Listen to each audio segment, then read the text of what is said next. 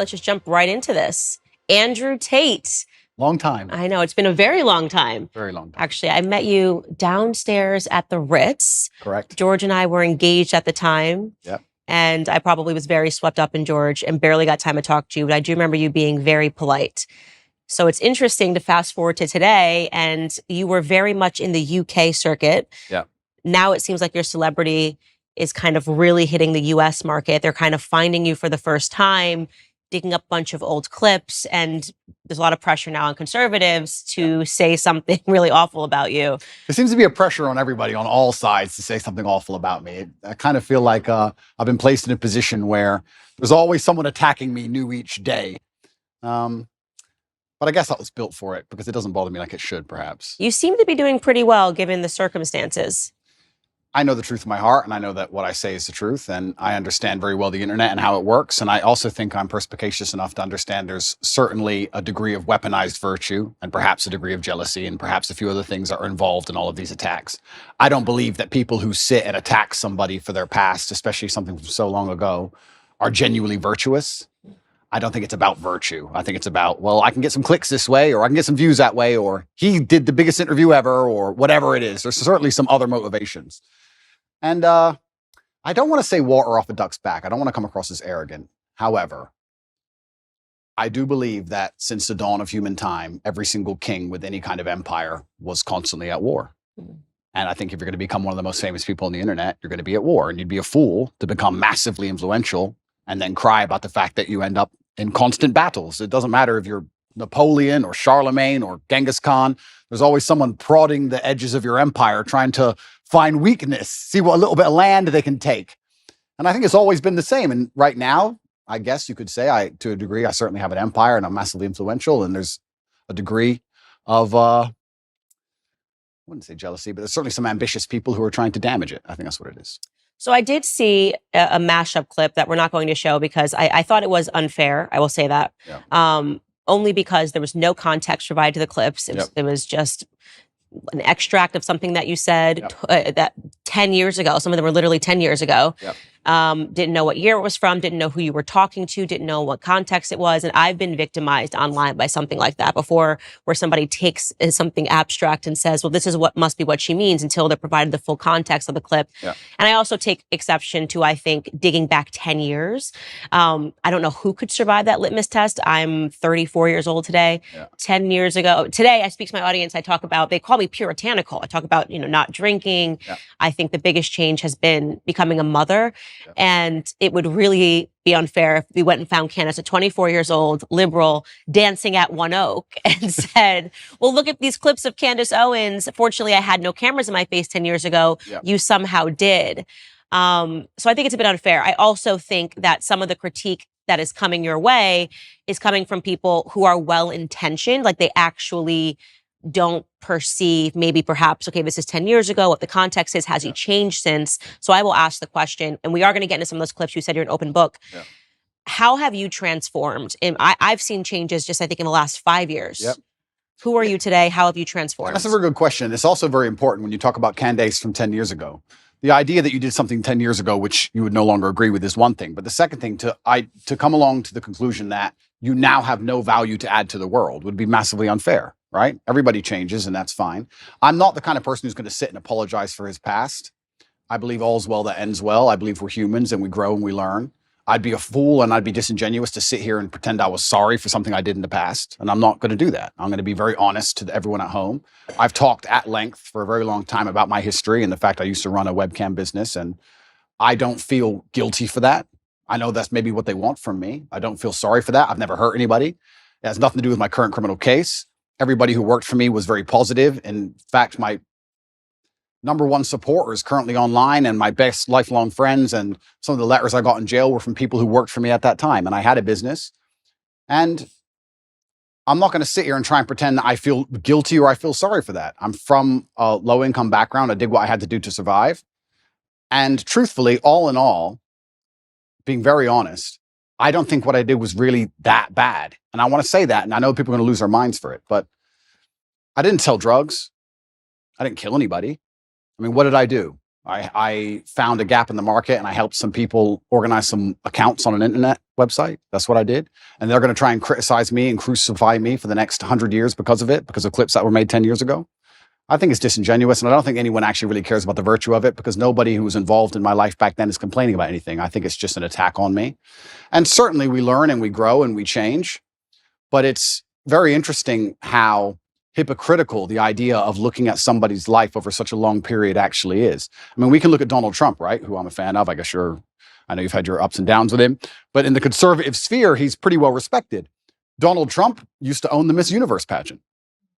Are we going to criticize him?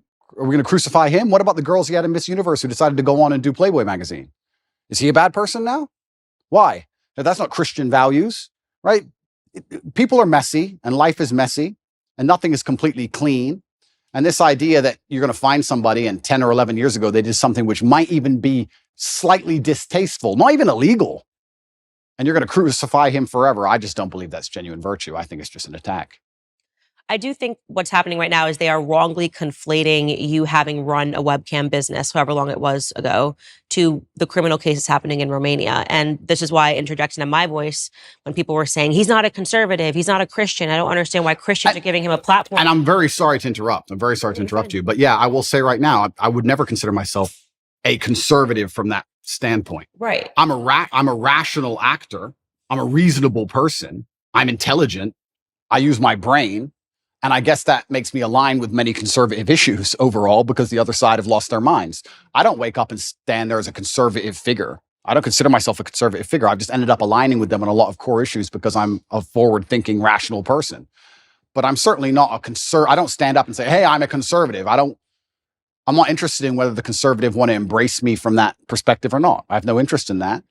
I wasn't even particularly political until my recent debacle, where I realized a lot of things about the world and how avoiding politics will not save you, unfortunately. Yeah, that's one of the things I pointed out. I said, he's never said he was conservative. He is not identifying as a Christian.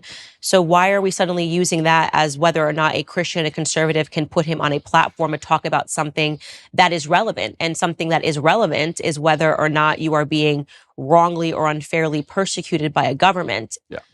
I have spoken on my platform after examining the charges against Harvey Weinstein. He's clearly not a conservative. He's about as far left as it really gets. Yeah. But that doesn't mean that I don't have an interest in whether or not he's guilty or not guilty, and whether or not he was persecuted because of a overtly political movement like Me Too. So I do not like that these things are being conflated, but I want to park that aside because we are going to get into your case and just stick with what you just said about the webcam business. So you say you don't have any guilt for it. I'm not sorry. I don't operate in that frame. I don't think it's an intelligent way for a man to go through life to say, I'm sorry. At a younger age, I did the best I could possibly do, and I did the best I believed at the time. And you grow from it and you learn. And perhaps there's times in your life where you look back and think, well, maybe I would have done this differently, because hindsight's always 20/20. But every rapper sold drugs. Like, you get to a certain stage in your career where you no longer sell drugs and you don't do it anymore, but that's part of the life journey, and life's messy. And I'm not going to sit here and apologize to any conservative who wants to sit me down and try and give me some moral high ground garbage. I'm not going to listen to it. I had a very rough upbringing, a very tough life, and it could have been so much worse in so many ways. I've done nothing illegal. I've never hurt anybody. Everybody who was involved in my life back then are massive supporters of me. And I think it's very hypocritical for someone to sit, look at a situation they were not involved in and don't understand, look at old clips taken out of context, and then tell me and a whole bunch of people who were in my life who were all perfectly happy that something bad happened or something wrong happened. I don't think that's genuine. And for that reason, I'm not going to sit and be preached to by these people who are imperfect themselves. Everybody's imperfect. And another thing that's really important, we talk about Christian values. I also think that I find it very interesting and ironic that I'm somehow the problem, and these Christians feel like they need to come and attack me now in the name of Christian values. I think Christianity has much bigger problems than Andrew Tate and some old clips. I think they have much bigger problems that are happening in their churches on a daily. I think you can go to a Christian church in a lot of America and be very disappointed in what you've seen. I don't think I'm the problem with Christianity. And yeah, it's very interesting. But there was a webcam company, and I've talked about it at length on many different podcasts. I had a business. Many girls on there were perfectly fully clothed and would paint pictures or sing and dance and laugh. I've talked about this at length. I've had nothing to do with it for 10 or 11 years, and nobody was ever hurt. And I am not sorry for it. I don't see why I should be. Okay. So the way that I read you, and you can definitely let me know if I'm wrong, obviously, because you are you, is that people that don't come from a lot, me and you, obviously, obviously have different decisions that lay before us in life than people that come from everything, or people that come from a very stable household, two loving parents. And this kind of gets into the dilemma. I remember years ago, Tomi Lahren had said something, she's a political commentator in the US, had said something to the effect of, well, Jay-Z used to sell crack. And he sort of laughed. And he probably did. And he did. And he sort of laughed this off. And I remember looking at that because I looked up to Jay-Z's music so much, and I looked up to him because it made it possible for me to change my circumstances. And you're looking at this guy who comes from nothing. He came from the projects. He sold drugs, and then he doesn't have to sell drugs anymore. And he's now talking about ideas and talking about business. So I was able to more closely understand and go, okay, I can actually climb out of these circumstances, even though I wasn't born, with a ton of wealth and a lot of opportunities that some people were. And I think it's very difficult for people that don't come from nothing to understand that, and they're so sure that if they were in desperate circumstances that they would still never do anything. But this is their massive mistake, and you're right, but this is their massive mistake. The reason I have such huge affinity with the youth of the world today, especially the masculine youth, is one, because a lot of them are disenfranchised, which is one conversation, but two, also the reason my reach is so global, the reason I have so many fans in Slovenia and Southside Chicago, and I've had kids from Ulaanbaatar come up to me, Mongolia, all around the world, is because I speak to the disenfranchised, and part of that is always going to be, or is going to involve, financially disenfranchised. I'm someone who comes from absolutely nothing and made himself into something. And unfortunately, there's a rocky road sometimes, like you just described with Jay-Z, to get that done. But if I would have been born into a perfect family, like you said, two loving parents, family was rich, white picket fence, and I was saying all the same things, then they wouldn't have the same affinity. So if you look at even a lot of superheroes, you look at Batman, he's a flawed person. And I think the reason I'm seen as a hero and the reason I have the fan base I have is because to a degree, I've always been a flawed person, and I'm not a perfect human, and I don't want to be. And I think that actually adds a lot of credibility to my character as a whole, that I've become the kind of person who believes he can add value to the world. And just like you said with Jay-Z, he changed. And the biggest thing for me personally, though, truthfully, and I want the whole world to understand this, I've been forensically analyzed by multiple different federal agencies from different countries for the last 17 months, analyzing every aspect of my entire life across the last 10 to 15 years. And what did they find? An old YouTube clip? That's the worst they could find. No sexual perversion, no drugs, no genuine criminal acts. They found something semi-immoral in a YouTube clip. And I would actually challenge anybody who wants to throw stones at me to go through the same level of scrutiny I have been under. And let's see what they find in your life. Because I guarantee anyone who's watching this right now, you sit there, you have a secret in your closet. You have a skeleton that you don't want anyone to know about, and they would have found it. So what's the worst thing that they found about me, considering I've been the most attacked man in the world for 17 months? An out-of-date YouTube clip? An out-of-context YouTube clip? Is that the worst? I think it's crazy that people aren't even sitting there and going, okay, this guy's been absolutely attacked and from every single angle, and this is the worst they could possibly drag up. Right. No, I agree with you. So the question I would ask you, though, because obviously you've moved away from that business, the thing I find to be the most interesting about you is that younger boys love you. Yes. They absolutely, like the 12, 13-year-old, 14-year-old. I have not come across a 12, 13-year-old boy who's not just an Andrew Tate stan. Yeah. And I think it's remarkable. It gives you a lot of power. And I think this is perhaps the interest that a lot of people have in you is, what are you going to do with this power, right? You have all of these boys, they believe in you, they stand up for you. And that is why it becomes important to state, I'm not sorry that I lived through this. I don't think I would say that I'm sorry for anything decisions that I made when I was young either, because this is the deck of hands that I was given. What do you want me to do? Yeah. But at the same time, I do try to, now knowing that I have such a following of a lot of young ladies that follow me, say like, listen, I did the idiot stuff, so you don't have to. Power and responsibility go hand in hand. And that's the thing that's so interesting, these out-of-date clips, and they want to talk about these things from 10 years ago. At the time when I was talking to camera, those videos are made for private circulation initially. Secondly, I wasn't trying to educate the world on anything back then. I didn't have the kind of power and influence I have back then. The way you say something to a video which has 50 viewers has to be different than the way you say something to a video that has 50 million viewers. Mm-hmm. Power and responsibility absolutely go together, and I understand that very well, and I understand the power I have. And I do believe I'm now an absolute force for good in the world, and I'm far more careful with how I'll project myself with certain ideas. Absolutely agree, completely. But that's the thing that's even so crazy about all of it. These old videos everyone's so concerned about wouldn't even circulate if my haters weren't constantly trying to use them against me. They'd be disappeared into the history of the internet. I don't know where these things come from. I don't know where they were found. I don't know where they are.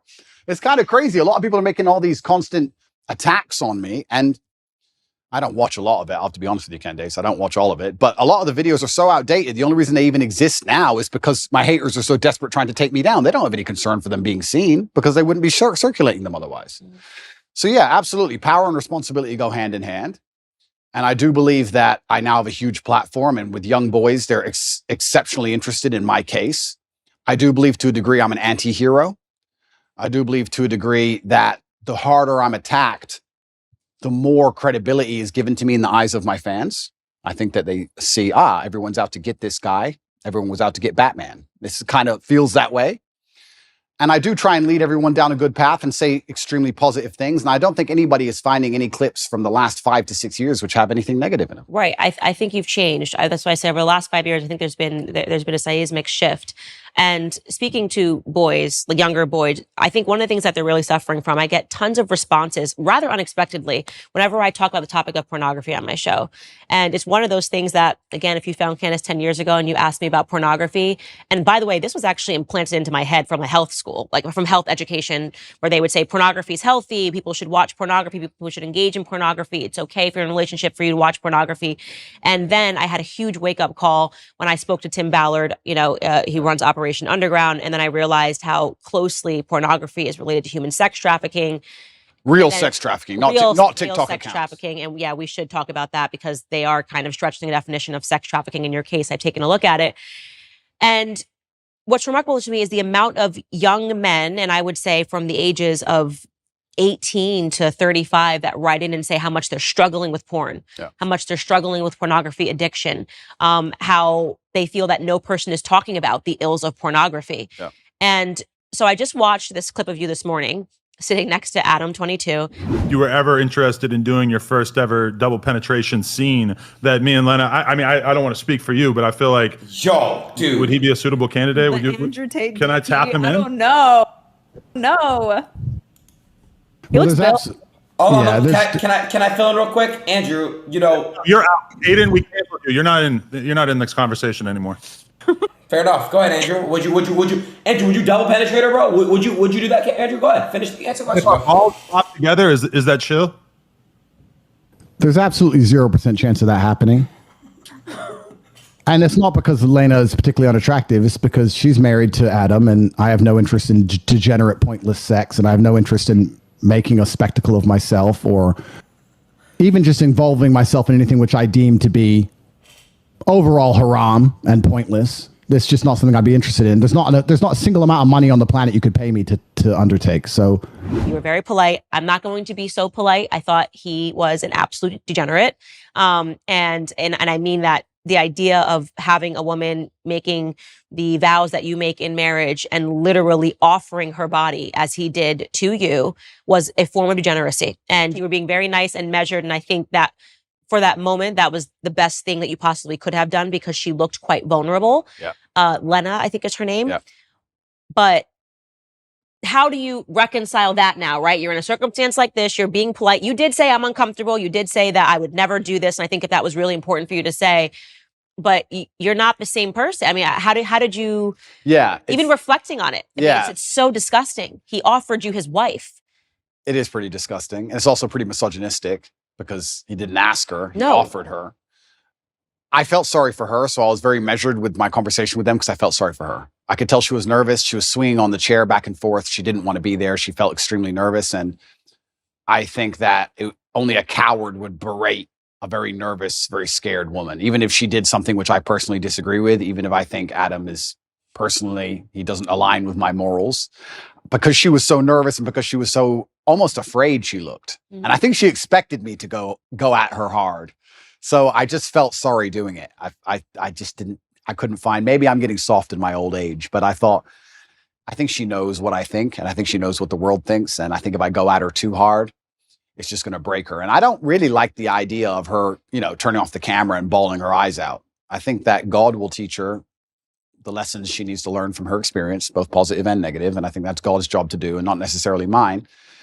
But yeah, it was certainly uncomfortable, and it shows how degenerate the world is becoming. And pornography as a whole is simply just, I think it's an effect. I think it's a tool which is used to ensure that the male populace stays as docile as possible. I don't think that any of the things that are happening to the male population are accidental. I think that keeping us as docile as possible is very interesting for the people who are in charge of the world, because we're the warrior class. At the end of the day, it's going to boil down to the men who are going to stand up and actually do something about anything at some point in time. So I think they like the idea of us being docile. And I mean, how much more docile can you get than a man sitting there looking at a screen, not even want to reproduce for real because he's just staring at a screen? And I think that's just a next stage in the slave mind. And it's everywhere now. Whereas, and this is something that my husband says, he doesn't have any social media because he's like, Instagram is pornography. I open my Instagram and I've got Emily Ratajkowski's butt cheeks. Yeah. And I'm not a man, so I don't have that same biological reaction to seeing it. But I can only imagine how difficult it is for a man when you open an app and you've got Kim Kardashian offering her body to Emily Ratajkowski. Even if you're walking down the street, I've realized even how desensitized I've become to pornography, because you see an ad for Gucci and for whatever reason, she's got to be completely naked while she's holding the bag. I remember in my lifetime, there were music videos that got censored or banned or can only be played after 10 or 11 at night. And if you watch them now, you'd be like, what? For what? What is that? A bikini? Like, it's nothing. It's amazing how quickly it has degenerated. And yeah, absolutely. And we're all degenerating with it. Like I've realized the fact that I don't have a reaction to seeing the half-naked woman holding a Gucci bag means that I have been desensitized to pornography. And I can only imagine what that does to men. Oh, completely. And but this is what the powers that be want. They want to make sure that the male populace is as docile as possible. And they do that with a large array of weapons. And they do that with a web of tools. And I believe that I'm the counter to that, which is the reason I ended up attacked in the first place. But unfortunately, when you buy into the slave mind programming, you not become the kind of man who can easily attract a woman, because you're not attractive to females as a whole. So how do you satisfy yourself? You end up sitting there staring at a screen, and they convince you that's a good life to live as a man, and that's perfectly fine and perfectly normal. And you don't even get to genetically reproduce. I do also, though, and I want to make this clear, I do believe in absolute and utter self-accountability as a man. I think as a man, everything that happens to you is your fault. Me going to jail was my fault. Me being attacked online was my fault. If all these bad things that happened to me, I will take responsibility for, even if I believe they were unfair or unjust. And I think that any man who's going to sit there and say, I'm struggling, he also needs to wake up and understand that if you're going to truly struggle to not click on a website, then you're going to deserve the terrible life you're going to live. And the devil or the matrix or whoever you want to call them are going to fill your life with temptations. They're going to fill your life with easy way outs that they're going to want you to take, because the good road is usually the hardest road. And if you're going to continue to fall for them, then you're going to have to suffer the consequences of that. So it's double-edged. It's certainly difficult that pornography is everywhere and men are struggling with it. But to me, what's even more upsetting is that these men don't have enough fortitude and enough mental strength to wake up and say, I'm better than that. Okay. But this is the thing, right? So I'm about to get started, Candace. Good, get started. This is the thing. But this is the thing, right? So when you attack a man's mental fortitude on one issue, you attack it on all issues. This is why it's done purposefully. To resist a slave mind, you need to be able to resist in the first place. How can you resist a slave mind if you have no physicality, you have no willpower, no ability to mentally resist anything? Well, then what you're going to end up doing, you're going to end up eating the bugs and watching the porn and sitting in front of your computer. And that's what they want from the people. So I think that it's actually all very interconnected. People come at me with the porn problem, and I get the same thing. Guys say to me all the time, hey, what are you going to do? What should I do? I struggle with pornography. And I say, that's because you have nothing else in your life in order. If you were in good physical condition and you had the money you were supposed to have and you had the mentality you were supposed to have, you wouldn't need it. So the reason you're so addicted to porn is because everything else in your life is a failure. And yeah, it's certainly a complicated issue. It's a difficult one. And this is why they fear male agency so much, because when men truly wake up and decide to be the best versions of themselves, they're hard to control, because all these control mechanisms fall by the wayside. They don't want the porn anymore. They don't want the antidepressants anymore. They don't want the garbage anymore. And now you have a whole bunch of men who actually want truth and honor and respect, and they want to live for something. And then what are they going to live for? They're going to want to be brave. They're going to want to do the right thing, regardless of how dangerous it may be for their own personal circumstance. And that sounds like a difficult population to enslave. And that's what's scary. So how do you reconcile, first off, how long ago was your webcam business? Yeah, so I stopped having any involvement with it. I think 8 to 9 years ago I stopped. It was a long time ago. It was at the early stages of the internet. And I'll explain it one more time for people. I've explained it already at length, but I'll explain it from the beginning. I had a company. I was fighting at the time. And on a side note, I actually want to make this clear. We talk about things people have done in the past for money. I beat people up for money. I hurt people for money. I don't often tell people this, and I think it's the first interview I've mentioned it in. There's a person who can never walk the same again because he fought me. I've had 87 professional fights, and I did my best to kill people. You're going to sit here and talk about what I did for money. I literally hurt people for money. And so I'm not a perfect person. I'm not sorry for my kickboxing career or my cage fights. I'm not sorry for any of it. I had bare knuckle fights. I'm not sorry for any of them, right? I was a person who had to pay the bills. I lived the life I lived. I used the tools I had. And I ended up opening a webcam company where girls would sit on a laptop and they would talk to guys on the internet for money. That's what they would do.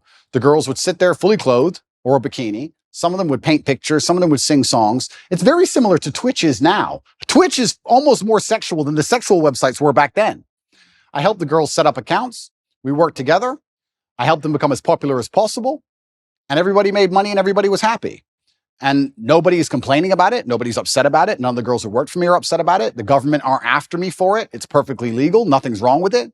There's just a whole bunch of people who now think that they can take the moral high ground against me because I previously ran this company. And I think I can anticipate the question you're going to ask. How do I reconcile with the fact that I used to produce pornography or degree pornographic content? Now men are writing to you like, how do I? And now men are trying to escape it. Yeah.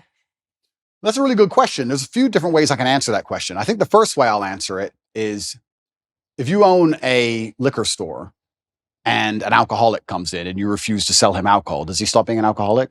No. He just goes and buys from someone else. So that's the cop-out answer. The cop-out is, well, these people who are addicted are always going to be addicted regardless of whether I did it or not. So that's the cop-out answer.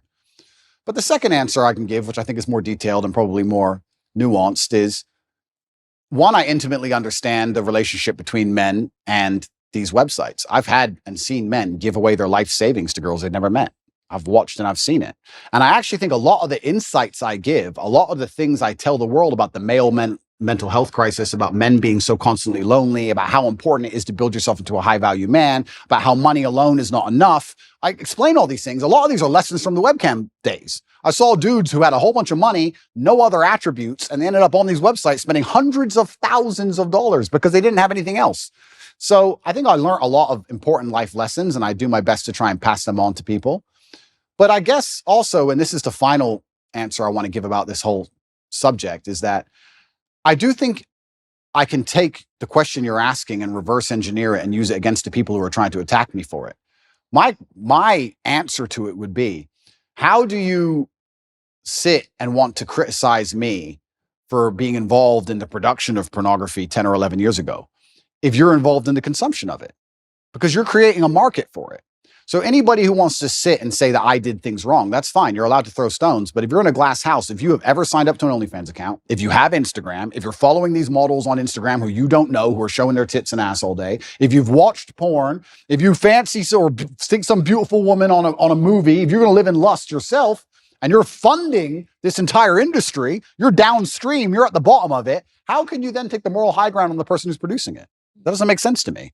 So if you've totally abstained from pornography your entire life and you've never looked at it ever, and you've never been involved with it ever, and you're a perfect person and you want to come along and say what I did was wrong, that's fine. But I don't think most people who are complaining can even say that. I don't think they can. And I will once again state this, and I state this as a matter of almost fact. The level of investigation I've gone under, the level of forensic investigation my life has been submitted to, most people don't understand. Most people have never been through what I've been through. They've not had their entire life forensically analyzed, every word they've ever said, everyone they've ever spoken to, every WhatsApp chat, everything, head to toe by federal agencies for the last 10 years. And the most they come up with is that I ran a webcam company, which I've already admitted to. That's it. Take these people who criticize me and see how many porn websites they've been on. Get their laptops, see the they've Googled, see who they've spoken to. Like, it's all massively hypocritical. I do understand that some people would hear that and go, oh, you know, he's a bad person, etc. I don't think I was a bad person. I never hurt anybody. I think I could have done much worse things. I know many people from my circumstances who did many things worse than what I did.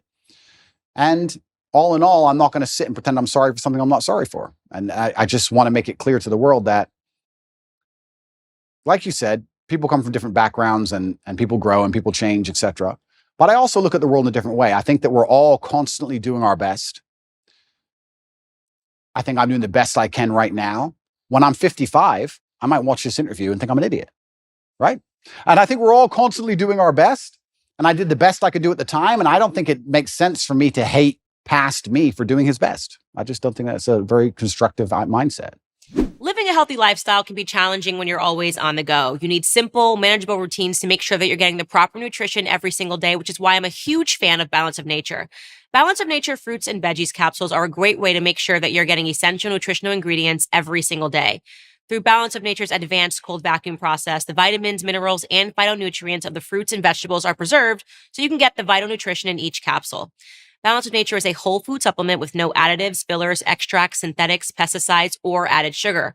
The only thing that's in their capsules is pure fruits and vegetables. They sent a bunch of fruit and veggie capsules to the studio for my team and I to try, and the whole team is feeling brighter, healthier, and more energetic.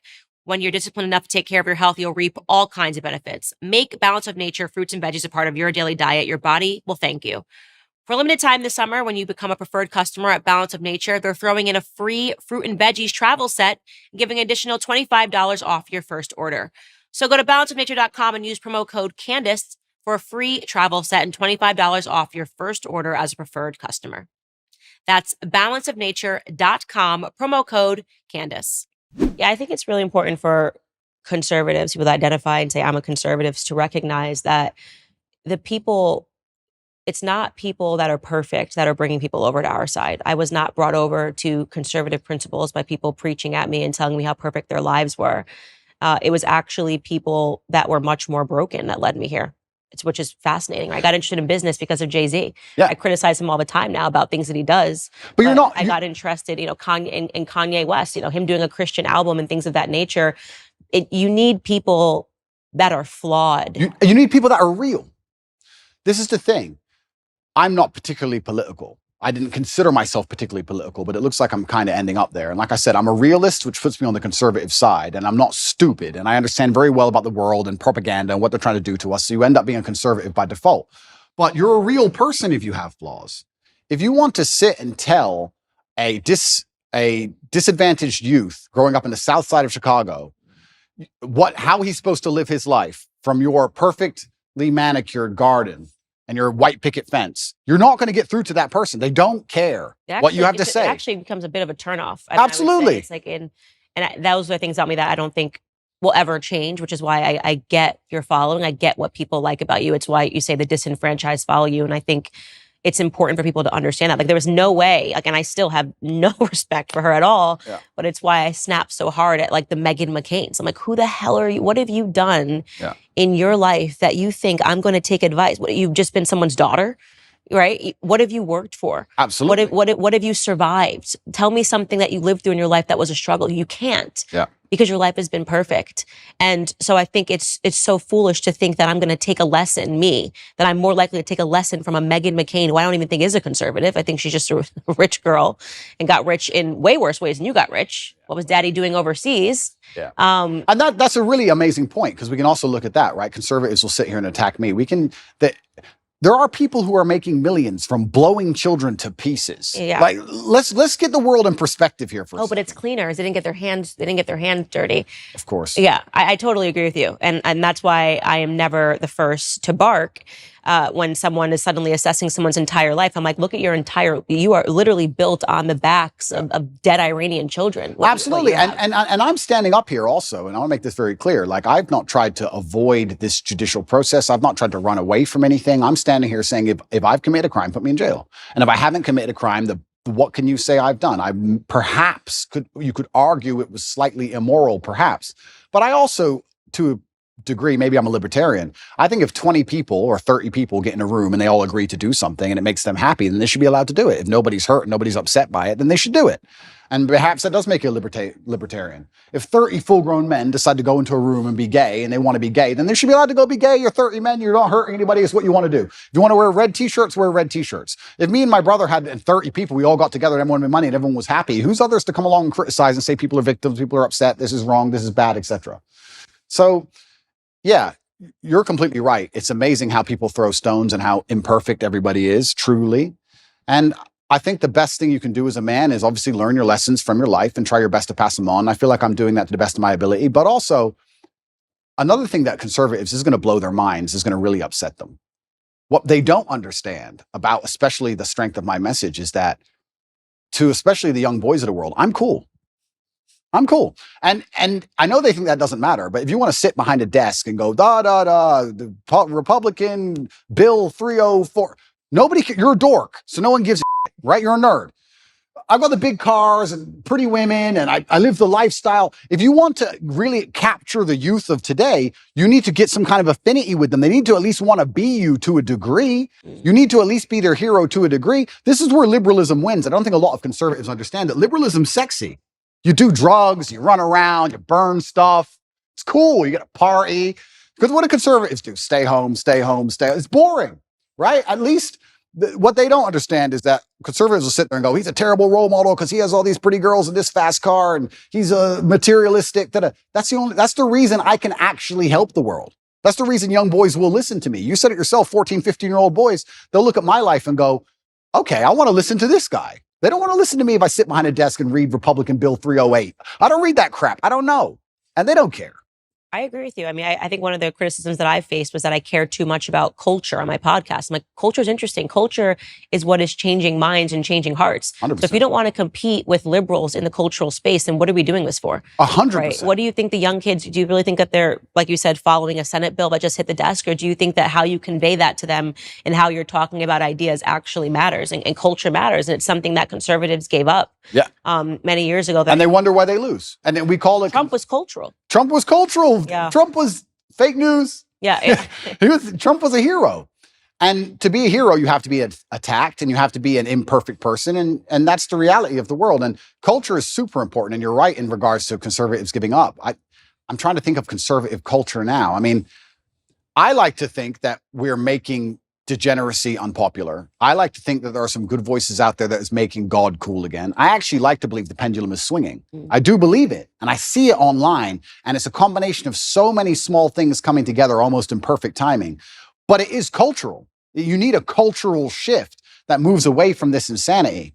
And you're right. If you just want to sit there and just preach, nobody's going to be interested in it. And I also think that especially in the masculine realm, I can't talk for being a woman, but I can talk for being a man. In the masculine realm, we certainly like to see people lead by absolute and utter example. Because traditionally, we would be following our commander or the man we respected into war. So we'd like to know he can at least fight. You like to see he's at least brave. You like to see him lead by example. And I think especially if conservatives want to win the culture war, then they need to lead by example. If you're going to be a conservative preacher and you want to tell men about how they should live their lives, you should be as strong as possible. You should look in shape. You should be big. You should show you're motivated, you're disciplined. You should absolutely, of course, we all have vices, but you should be very disciplined with your outlook. You should make it very clear to the outside world that what you've done wrong, what you haven't done wrong, you should take accountability. I think you need to lead by example. I don't think you can preach to men. I don't think you can preach to young boys. I think that's the reason why they don't do so well in school in general. I don't think that's the reason why they're disenfranchised. I think you need to just lead by example and let them follow. And I feel like I'm kind of doing that by just standing up and saying, no, this is who I am and I'm unapologetic for it. And this is what I've done. And this is what I intend on doing. And I'm going to try and save the world. So I want to shift gears here and talk about your dad, because I'm quite fascinated by your dad. He passed recently. Yeah. How many years ago? 9 years. 9 years ago. Yeah. But wow, just wasn't at all what I was expecting. A chess champ, served the country. His name was Emery. Yeah. Really interesting to talk about just, I guess, your upbringing with him as this chess champ. How did he get into chess? Yeah, I do believe I had the best father on the planet. A lot of the things I regurgitate are regurgitated from him. A lot of the things I say, he literally said to me line for line. I believe that he was very morbid in his approach to life, and he wanted me to understand that he will not be here forever. And he wanted me to understand that when he is gone, I had a duty to fulfill. He talked about dying a lot, which I guess is kind of unusual, but he would, even though he was relatively young. He died when he was 58. But he was a chess professional. He was a professional chess player. He was one of the best chess players in the world. And he what's most interesting about him is he almost predicted the future absolutely and utterly perfectly. He was talking about the Ukraine-Russia war back in 2013, and he was talking about how the gay people can't have children, so they're going to come for your children. Trust me, that's what they're going to do. The children are next. Like, he'd say all these things back like 10 or 11 years ago, and I'd be like, all right, Dad, you're a bit crazy. Calm down. But I guess when you're a chess player, you see the future. And he raised me with absolute accountability, and he certainly raised me and Tristan to be. He understood what the world expects of men, and he raised us to be strong. And even when we were in jail, my mother would call, I'd speak to her on the phone, and she'd say, how are you doing? And I'd say, oh, don't worry. And she would say, yeah, Dad raised you for this. Like, we were always raised to be warriors. So I don't think I could have possibly ever had a better father. I'm going to miss him forever. And I think the best thing I can do is be the best version of myself to give honor and respect to him. And I think that's the best thing. Where did he pick up chess? It's quite unusual. He's American. He was American. Yeah. Black American. Yeah. I don't know too many Black American chess players, full stop. Yeah. Where did he pick up chess? He taught himself. And he taught himself, and he just read a couple books. I think he read 3 chess books and ended up being one of the best players in the world. And it's incredible. It's incredible. But it's actually interesting when you talk about, we were just discussing affinity and how people are imperfect people and how it allows you to actually teach things better. My father, towards the end of his chess career especially, made most of his money teaching chess in inner city schools because he's a big Black guy. Mm-hmm. So the children would be like, okay, I'll listen to this man. You're right. So it's amazing how affinity is real, and coming from a certain socioeconomic background is real. And, you know, we all talk about how ridiculous racism is, but also to a degree, pattern recognition is real. I look like him. I can be like him. These things are real. So yeah, he did fantastically well in terms of teaching, especially disadvantaged children. And he taught himself, and I wish I had his mind. I'm not nearly as intelligent as he was. I wish I was. You gotta be real smart to be a good chess player. You've got to be better than smart. I actually think you go beyond the realm of smart into I wouldn't say he was on the spectrum, but you certainly get to a new level of socio interactions. Do you understand? I'd go to chess tournaments when I was a kid, and everybody there would be a world level chess player, and everyone was a bit strange, a little bit. I don't know if it's like that anymore. I see the chess community's now moved online. There's a lot of them playing online, and they seem a lot more normal than the grandmasters I remembered. I remembered old grandmasters, half drunk, ex-KGB, shaking at the board. Yeah, like it was a bit different back then. But yeah, I wish I had his level of intellect. He was certainly the smartest person I've ever known. And even when he died, I got endless emails from people I'd never heard of who just said, I worked with your dad, and I don't think you understand how smart he was. He served America, yeah? He served America. He was in the Air Force, and he was a linguist for the CIA. He joined the Air Force and ended up being a linguist for the intelligence. What other languages did he speak? He spoke Russian, German, Spanish, and English, but officially he was supposed to speak Russian. He assimilated Russian in 2 weeks. I think he holds the Air Force record. Okay, so he's very smart. Yeah, super ridiculously smart. Yeah. I got an email from somebody when he died, and they said that, I just want to send you an email. You don't know who I am. I'll serve him with your father in the armed forces. You tell everybody your dad was smart, and they're not going to understand how smart he was. And I want to give you a quick story. I was living with a Russian woman, and I already spoke Russian conversationally when I began the Air Force training to learn Russian. Your father knew nothing, didn't know the alphabet, didn't know nothing. And within 2.5 weeks, he was correcting everybody, including the professor on Russian. Yeah. So like he just read the dictionary. I saw my dad sit there and read a dictionary. Just read it. And that was it. Yeah. It's like photographic memory. Like he was on a spectrum. It's something else going on. Yeah, something. Yeah. Well, the little X-Men. Emery Tate was his name, and everyone called him E.T. Yeah. He was tough on you. E.T. He was certainly tough on me, and I can't express enough how grateful I am for that. We live in a world now where I'm going to say that my dad hit me when I made a mistake, and everyone's going to lose their minds. And they're going to pretend I was somehow abused and that somehow my childhood was terrible. And I could not if he was come down to earth today, I would shake his hand and say, thank you for absolutely everything you gave me, including discipline, including understanding that in the harsh realities of the real world, there is a line. And if you cross that line, violence appears. That's the unfortunate reality of earth. There's a line. And if you cross it, violence will appear, either from a cop or from a guy on the street, or from someone you don't like, or even a friend will turn on you, whatever. There's a line that shouldn't be crossed. And I learned that from a very young age, and I'm very thankful for that. I'm not sitting here saying a kid should be abused. There's a difference between abuse and discipline, of course. Everyone with a brain understands that. But he was extremely tough on me. And if I could change anything about my childhood, I'd only wish he was tougher. Because life's tough. Life's hard. And I think that the best thing you can possibly do as a man is prepare for the endless difficulty that's going to come your way. There's no way out as a man. You're either going to have a very difficult life to become somebody important, or you're going to suffer the difficulty of being invisible. What do you want to do? You want to be invisible and just hide and work in Starbucks and never have a girlfriend who truly loves you and nobody care if you live or die? Or do you want to go out there and be top G and be the most famous man in the world and have government agencies trying to lock you up for no reason, putting you in a dungeon? You have to make a choice. It's going to be difficult either way. So I think if you have a son and you're not preparing him for absolute difficulty, you're doing him a disservice. I think that's what has to happen as a man. And I've said this many times before, but I'm going to say it again. I don't think many people understand exactly how competitive the masculine world is. Men are constantly in competition with each other. We always have been. We used to go to war and fight and kill each other. I guess in some places we still do. Maybe that's calmed down a little bit. But in the masculine world of today, everybody is constantly competing for everything. The car that you want, other people want. The woman you want, other people want. The house you want, other people want. You're competing to have all of it. And how do you do that? You do that through status and money and influence and power. It's war. I don't think many women realize that when two men even meet each other for the first time, it's like an unspoken, maybe tiny bit at the back of the mind. There's a tiny analysis of, could I fight this man? Yes. That's real. It's super real. You go up and say, hello. He's more than a one-punch issue. It's it. Oh, he's one punch. He's one punch. He's 3 or 4. That's the reality of the masculine world because we've evolved, if you believe in evolution, but my views are mixed, but we've evolved to be in this position where we're constantly analyzing possible threats and we're constantly analyzing people who perhaps are on our team or snakes, etc. And I think that not many people understand exactly how brutally competitive the masculine world is. And I think the worst thing you can do for a son is just to raise him in a bubble. My dad, I'll say it here, people lose their minds. My dad used to just randomly push me over. I'd be like 3. You just not hard, but just get up, boy. Okay. And mom would be like, why are you doing that, son? He's like, you get pushed over. That's life. My mom hated that she did that to me. But yeah, I can give him nothing but praise. I'm really so thankful I had the upbringing I had. Do you think he's proud of you? I'm certain he's proud of me. And it's amazing how much strength I can get from that. It's amazing how much strength you can get from knowing that your ancestors looking down on you and you're doing your absolute best. I also believe that God can be proud of you when you do your absolute best. And I don't think many people genuinely do their best in the world anymore. When I say do your best, people sit and go, oh yeah, okay. No, when's the last time you actually did your best? Like, I don't train to run marathons, but I know if I gave my best, I could run a marathon right now, first try. If I gave my best, life depending on it.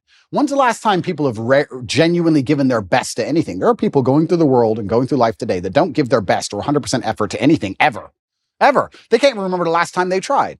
So when I'm sitting in a dungeon, I'm sitting in a Romanian jail cell, I understand that it is a chance that God has given me and my ancestors are watching for me to do my absolute best and to show to them that I am the man I say I am. You can't become the most famous man in the world for mental resilience and God not test your mental resilience. I think that would be a very amateur way to view the world, that you can now become one of the most famous men in the world who talks about mental discipline and mental resilience and God's not going to test it. I think God's going to come along and say, okay, you want to be Mr. Famous. All right, let's see what you have. So I believed it was a chance to show God and show my ancestors and show my father that I am the man I say I am. And it's amazing how much strength you can draw from that, because I don't think many men especially understand that even if you don't have the strength to be a hero for yourself, you should have enough discipline and enough honor to want to be a hero for somebody else. And if you have other people you truly respect, you should want to be a hero for them. And I think that's the masculine imperative. If someone's going to attack your wife, that's when you become a hero for her. You have to. What kind of man are you if you're not? And you can apply that to other things. If you apply that to your ancestors, or you apply that to God, or you apply that to your beliefs or your core principles as a man, then you can be a hero anytime you want. So it's so funny that you say that, because it really does. Everything goes back to biology. I think about this all the time, no matter how much sociology is behind everything, telling men to act like women and women to act like men. At the end of the day, women want a masculine man. And when they don't have a masculine man and they beat their man into submission, they're not attracted to them anymore. When it's a tail in between, it's just not attractive anymore.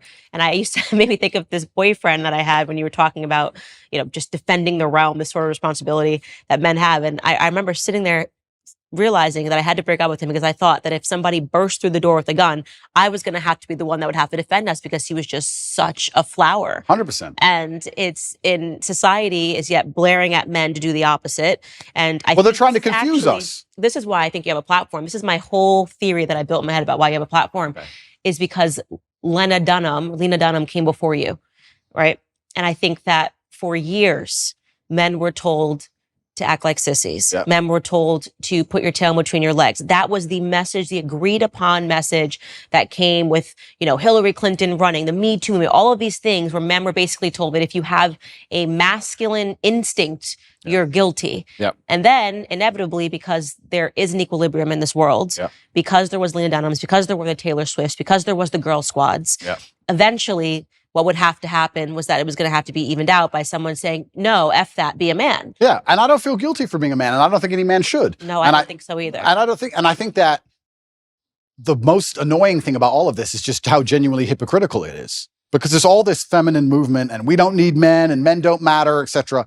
That's Music too, men ain't the whole, it's a agreed upon message that men suck. Absolutely, and it's only in the most favorable possible circumstances where females will say that. And that's what's so disingenuous about it, because as soon as things actually begin to get hard, the closer we get to the realities of life, the closer we get to the unfortunate circumstances of the world, and they exist in many places, the faster you'll see people look for traditional masculinity to protect them. So it's not even like it's a genuine belief. That's what's so upsetting about it, is that it's just, I don't know if these people are delusional or if they're deliberately hypocritical. I'm not sure which one it is. I think they're brainwashed. I think it's a two-pronged approach. I think it's the cultural messaging, and also in the education system, they're actively learning that this feminism is what you need to aspire towards. Like when you get out of school, women, you should want to compete with men in climbing the corporate ladder. I actually think there's a mass brainwash that's taking place. Oh, completely. They want to neuter men. And the way you do that is you empower women to a point where they're now the dominant power, especially in the Western world. I believe we live in a matriarchy. I don't believe it's a patriarchy like we're told it is. I actually believe it's the other way around. I can't think of a single law that benefits men over women, but I can certainly think of some that benefit women over men. Mm-hmm. I think it's very dangerous to be a man in the world today. I think that if women want to destroy a man, it's extremely easy to do. We can look at my current scenario and situation I'm in, and many other men are in the same scenario. I can't think of many examples of a man falsely accusing a woman of something and her losing her entire life, where I can certainly think of ones the other way around. So, yeah, they want to turn men into eunuchs because their intention is to make us all slaves. And I say that, and it rolls off my tongue, and people just hear it and they don't actually think about what I'm saying. Their intention is to turn men into eunuchs because they want to make us all slaves. I want you to actually understand exactly what I'm saying to you, because at the bottom line of revolution has always been young military-age males, and they don't want them to have enough balls or enough forward thinking or even enough care for anything outside of themselves to do something about it. Another thing people don't understand is that a lot of these attacks and a lot of things they're trying to do with the culture, especially, they're trying to inject such innate selfishness inside of people that they don't really care about anything that happens outside of themselves. Because then it's very difficult to give a shit about your community. It's very difficult to have any kind of genuine care about your town or your country or an issue. No, they just want you to be self-absorbed, semi-depressed, because depressed people don't fight that hard, watching porn, living inside of your own mind, convinced that somehow you're oppressed for some reason, on the internet typing tweets. That's what they want you to do. And they're going to try and keep you there. And genuine masculinity, yeah, to a degree it's protective, and to a degree also it has parameters. You can't be a man who doesn't say no. You can't be a man who doesn't have standards for himself and for people around him. I've got labeled as ultra misogynistic because I believe that a man should have standards in his relationship. I believe a man should avoid dishonest people, male and female. You should avoid, if you're a dishonest person, if you lie, if you're going to deceive me, it doesn't matter if you're a man or a woman. I don't want to have anything to do with you. I was sitting talking on a panel show saying that women who are dishonest and promiscuous are not the kind of woman I'd ever want to associate with. And I was labeled misogynistic for that. So it's crazy how they'll attack you, and they'll attack you so violently and so endlessly and repeat it so many times in a bid to beat your soul down. That's what they want, especially from me. I truly believe I'm the number one prize for them to get. If they can get me to just give up.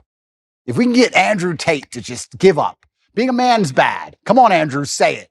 And it's like, it's dangerous, one thing, but it's actually genuinely also sad. When I analyze the situation in the world we're in today, part of me feels sad that we've ended up in this place where the people who are in charge are so evil and their plans are so heinous and the consequences so dire that they know they can only implement them if they genuinely remove the warrior spirit from every man on the planet. Yeah. It's kind of sad. And the warrior spirit is really important. And it's something that I speak about a lot, that men need to go be men. Even in the capacity of my marriage, My husband needs his guy time. I need my girl time. Yep. The masculine and feminine, it's very important. The fact that my husband hunts and shoots and does these things, that's very attractive to me. Yep. To know that if the grocery store is faded away, that he could go catch dinner. Absolutely. You know what I mean? That he knows how to skin an animal. Absolutely. And they poison that. Look at the hunters. Look at the way they view hunters. They look at people in the South. Yep. This is why they know how to ranch. They know how to farm. They know how to survive on their own, which is why they start to poison that mentality, which is why I think it's really important that you're speaking to young men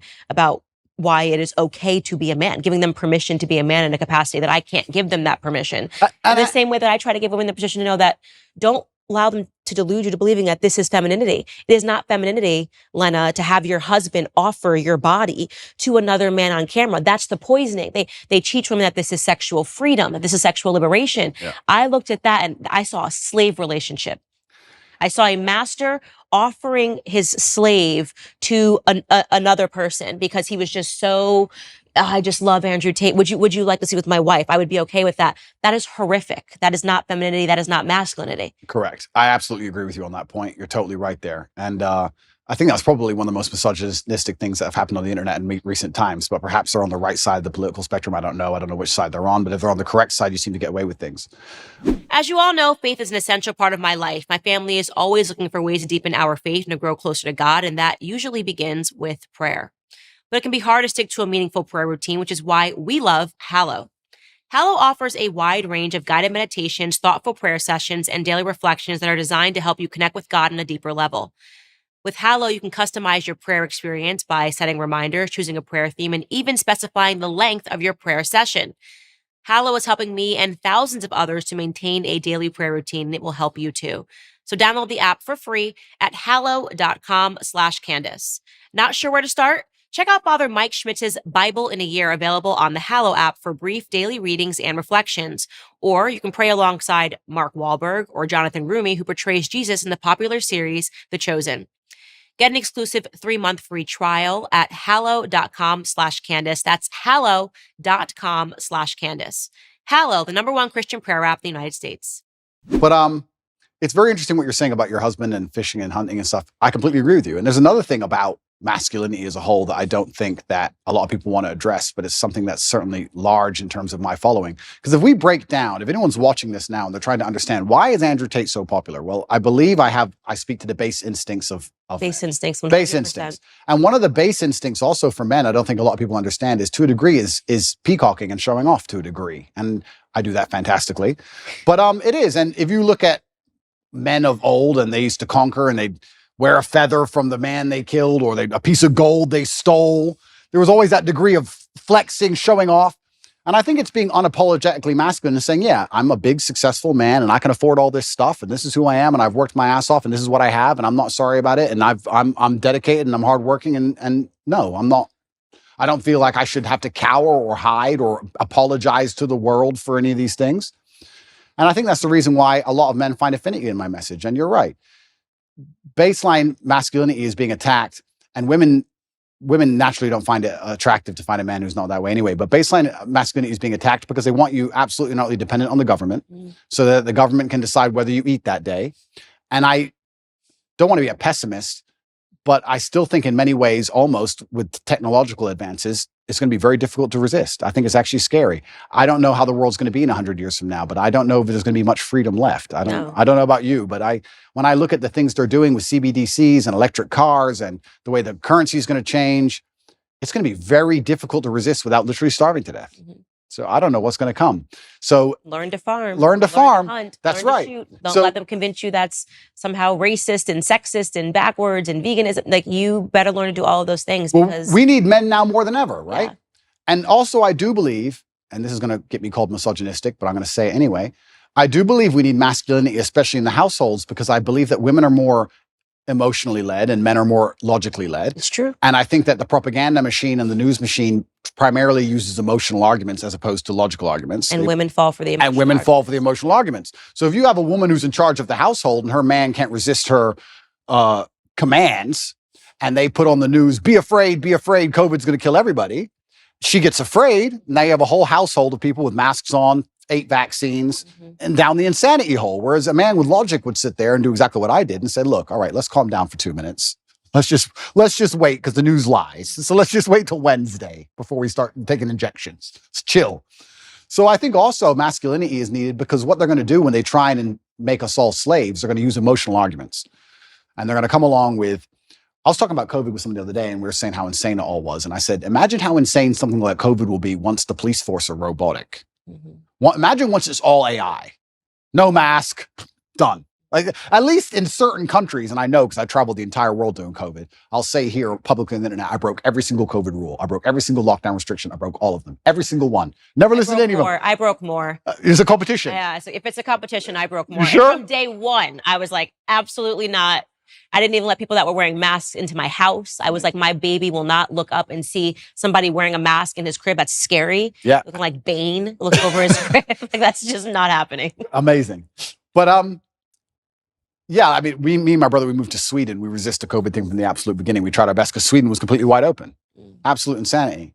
But yeah, even the COVID thing, if you look at it, the emotional argument that was used and how they controlled the world, and they're going to use emotional arguments to control us with everything. I talk about the police force being AI. What they're going to eventually do is say, cops shoot people, humans make mistakes, cops are racist. We're going to give you robot cops that never make mistakes because cops are racist and cops can make mistakes, but these robots never make mistakes ever. And then once all the police force are completely robotic and they've removed all our weapons, you think something like COVID 2.0 isn't coming? You think you're not going to be locked in your house? You think they're just going to what? Let you live in peace and walk around outside? Are you an idiot?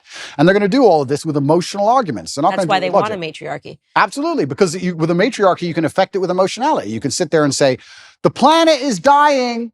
Don't you care about the trees? Give us all your money. And people will sit there and go, oh, yeah, I do feel bad about the planet. Okay, it's just an extra 18% tax. And they can fall for it. So emotional arguments are how you get your way with anything. If you give me somebody, if you put somebody in front of me, I can convince with an emotional argument. I can convince them almost anything. Almost anything. Logic is much harder to do. So we need masculinity even in the household. And I'm just talking about baseline masculinity of just the logic and the rock solid self-assurance to sit there and say, no, I'm in charge of this house. Let's all just calm down. Let's not get emotionally led by this news channel. And let's be very smart about what we do and how we react to things. And that's why it's under attack. And I think I talk about revolutions and I talk about men being the military age males who are going to eventually stand up, etc. But I'm not be doomsdays about anything. I don't want to get arrested for any accusations. But even just having a masculine essence in a household makes the whole household harder to psyop. I truly believe that. And I can just think of COVID, and I use it as an example because it's the most recent large psyop they've attempted on us, where the amount of people I saved personally, I must have saved 200 people's lives from that vaccine.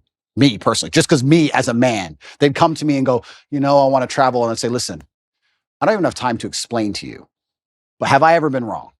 No, don't get it. Okay. A year later, they're like, I'm so glad I didn't get that. I'm like, I told you.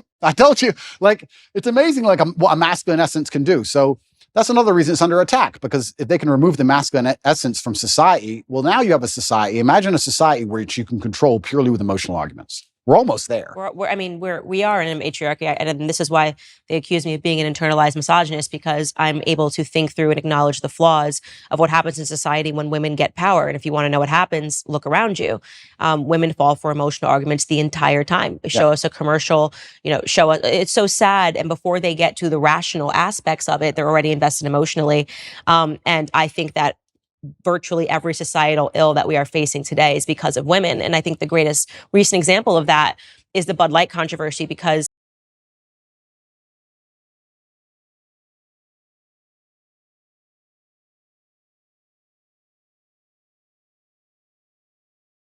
need to realize how backwards it is that it took men to stand up to say something was wrong when it was so obviously patently wrong. Yeah.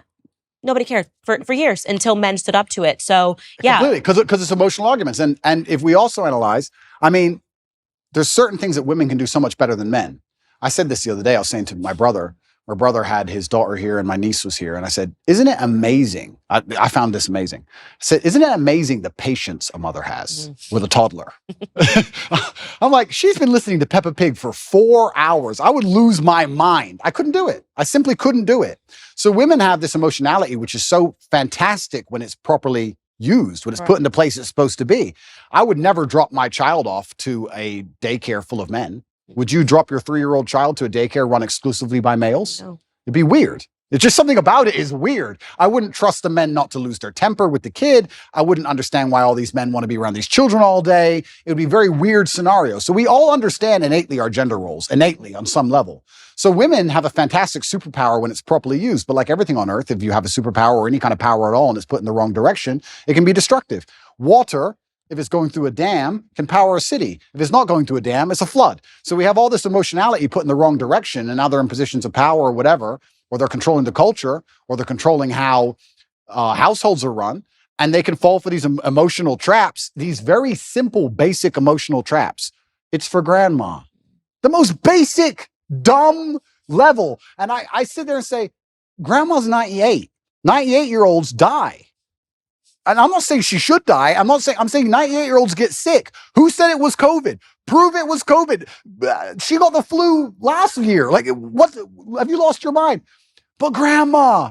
Which is funny because I think the average life expectancy is 73. So if they've made it to 92, they've done great. They've done great. Absolutely. And I said that, and people thought that was so harsh and so mean. Because there you go. Harsh, mean, emotionality. Yeah. And emotionality is used against people, which is also why they don't like stoicism, is why when you have a man who's hard to emotionally affect, they also see him as a threat. Mm-hmm. I've had it from a lot of people. I've had some of the hate mail I've got, and I get a lot of, I probably get about 10,000 emails a day. I'd say about 9,000 of them are support and 1,000 of them are fervent weirdos. And the weirdos are like, you're a psychopath because all this is happening to you. You don't even care. It's like, they're threatened by the fact that I'm stoic. They're threatened by the fact that I won't cry and lose my mind over it. They're like, oh, he has emotional control. He's a threat, because then they can't lie to me. They can't psyop me. And they want you to be emotionally incontinent. And this is another thing they're teaching men. They're teaching men to act out your feelings. Well, why are they doing that? Because that makes you an emotional person and you're easier to control. They don't care that damages society by extension. Because when you tell men to act out their feelings, that's why you get school shooters. That's why you get rapists. That's why you get murderers. Why does somebody murder someone? Because he's mad. He's acting out his feelings. He's not a very stoic person if he goes, I hate you, bang. Right? So they're teaching all this emotional incontinence in men, trying to pretend they care about society. It's destroying society in real time. They have no interest in actually preserving anything that's important about masculinity. And the only reason they're doing it is because that allows them to use emotional arguments. Now they can sit and say, okay, these men act out how they feel. So let's make them angry, and they might riot. And let's make them riot on this street. Let's leave some bricks on this street. You understand what I'm saying? It's all absolutely utterly done on purpose.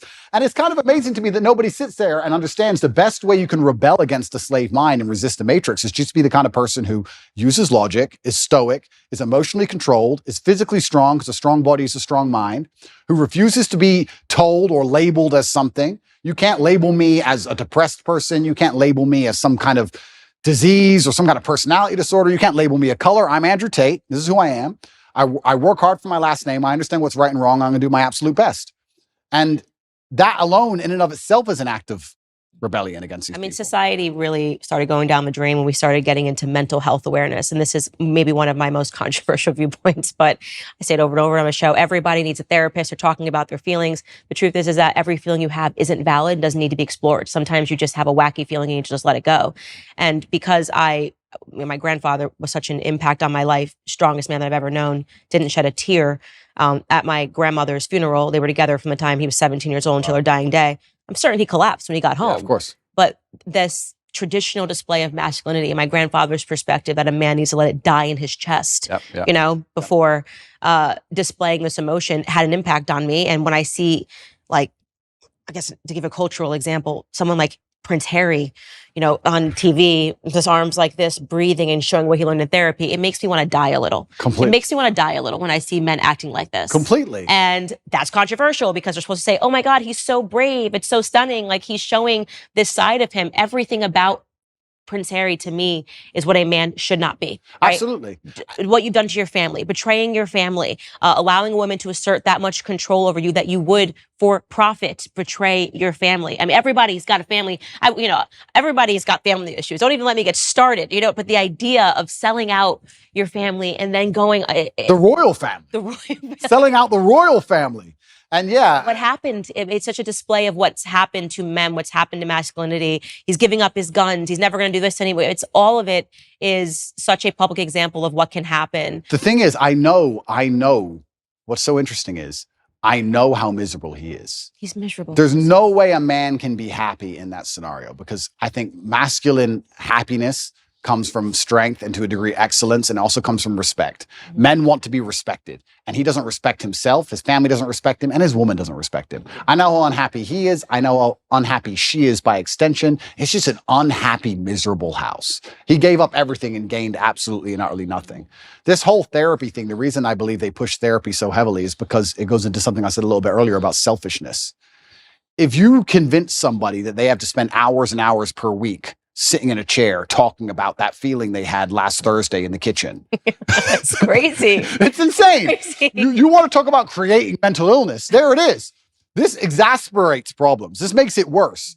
And it also builds this culture of absolute and utter selfishness.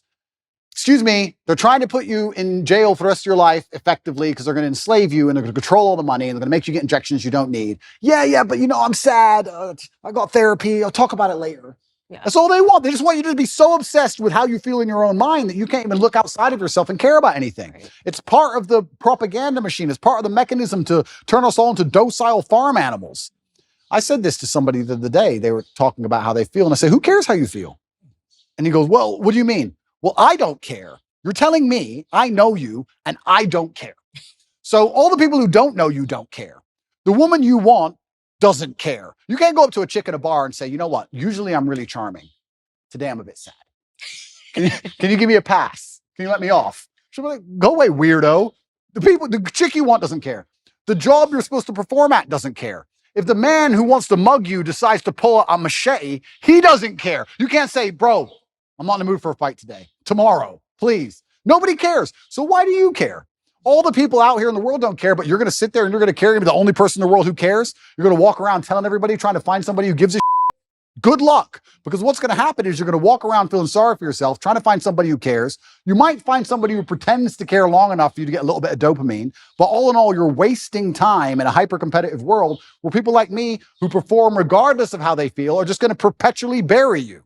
And then you're going to sit there and wake up and go, why am I a loser? Well, because when Andrew was sad, he continued to perform. When Andrew was in jail, his business didn't fall apart. He was doing push-ups every day. His body didn't fall apart. Nothing about his life degraded when he was in a jail cell surrounded by cockroaches. You're in a plushy bed at home, crying about what? And you expect the male world's hyper-competitive. So you're not allowed almost as a man to put that much importance on how you feel. You don't have time to care about it because you have too much to do. This is what I find so remarkable. If I feel sad, I don't think, how do I stop myself? I need to not feel sad. I just go to work. I got stuff to do. I'm a man. I have things to do every single day. This whole therapy garbage, I can't think of a way faster to ruin your mindset and destroy your ability to resist the perils of life than go into therapy. And the overdiagnoses of everything. It's like, you have this, you have that. And then people take that as an excuse to not ever have to get better. Oh, absolutely. You know, now I can be permanent because I realize I've got this. I went to the doctor and the doctor says that I have this. And so that's the reason why I don't respond. I've got ADHD. I think now it's like 1 in every 2 people has ADHD. And that's why I'm not able to focus and do my homework or complete a task or keep going to the gym every single day. I hate it. It's the self-fulfilling prophecy. It's a self-fulfilling prophecy. And I really can't think of a quicker way to destroy your mind than go to therapy. Part of me, if I had time to waste, Candace, which I don't, because I've been on house arrest long enough, and once I'm out of here, I'm going to enjoy myself. But if I had time to waste, I would love to go to start therapy. I would love to, like, imagine me, Andrew Tate. I'm going to go to a therapist, and she's not going to know who I am, and I'm going to sit there, I'm going to do therapy, and I'm going to do a video. I might actually do this. It's actually a great idea. I might do a video after each therapy about what bullshit it was. And just sitting there talking about, okay, when you were 8, yeah, what happened when you were 8? Because in your childhood, not everything's because of my childhood. Not everything works that way. Like, it's so asinine. I've actually had conversations with therapists, I think twice in my life. I did a TV show in England, and I had to speak to a therapist. And then I think it was another TV show, 2 TV shows, I had to speak to these therapists. And I sat there and said, I don't believe in your science, because in math, 1 + 1 is 2. And we understand that. Whereas with what you teach, you can have a guy who doesn't drink alcohol because his dad was an alcoholic, and a guy who is an alcoholic because his dad was an alcoholic. So how can you have the same scenario and 2 completely different outcomes? She goes, oh yeah, but there's general rules we can follow. I said, then let's end the conversation. I'm not a general person. I'm exceptional. So can we just stop wasting everybody's time here? Because all your general rules don't apply to me. I'm smarter than you. What have you achieved? Goodbye. I'm a world champion. See ya. Like, it's garbage. And I really do believe, I think there is this mass drive to instill the idea of absolute selfishness in people. I think they're trying to, when I really analyze the ideal citizen they want, the ideal citizen is yes, docile, and yes, he's unique, but he's also ultimately selfish, because then you don't care about community. And I think therapy is a fantastic way to make you selfish. Because that's all you talk about is, what do you talk about? Garbage. Yeah, why you have the right to act this way, even if you're acting terrible. Why did I do? Well, you know, when I was 9, get a life. Yeah, that's really Prince Harry's book, honestly. Is it? Yeah, I could only get past the first 2 chapters. I was like, it should have just been called Privileged. You know what I mean? And this is the thing. These aren't even struggles. And here's the thing. I think Margaret Thatcher said the best upbringing you can have is good parents and no money. Because you look at Prince Harry you can't talk about anything better for a perfect upbringing. Royal family, come on. It's not his fault, right? Royal family, fine. But he was supposed to have gone to the army. He went to Afghanistan and supposedly he fought, but obviously he didn't. He's the prince. Played Xbox. Of course, he just sat in the back. But if you don't give a man struggle, look what he becomes. Tell me the kind of man, if I were to say to you, imagine a man who's never struggled in his life. Physically, mentally, everything's gone perfect for him. He's born in the royal family, everything's been perfect for him his whole life.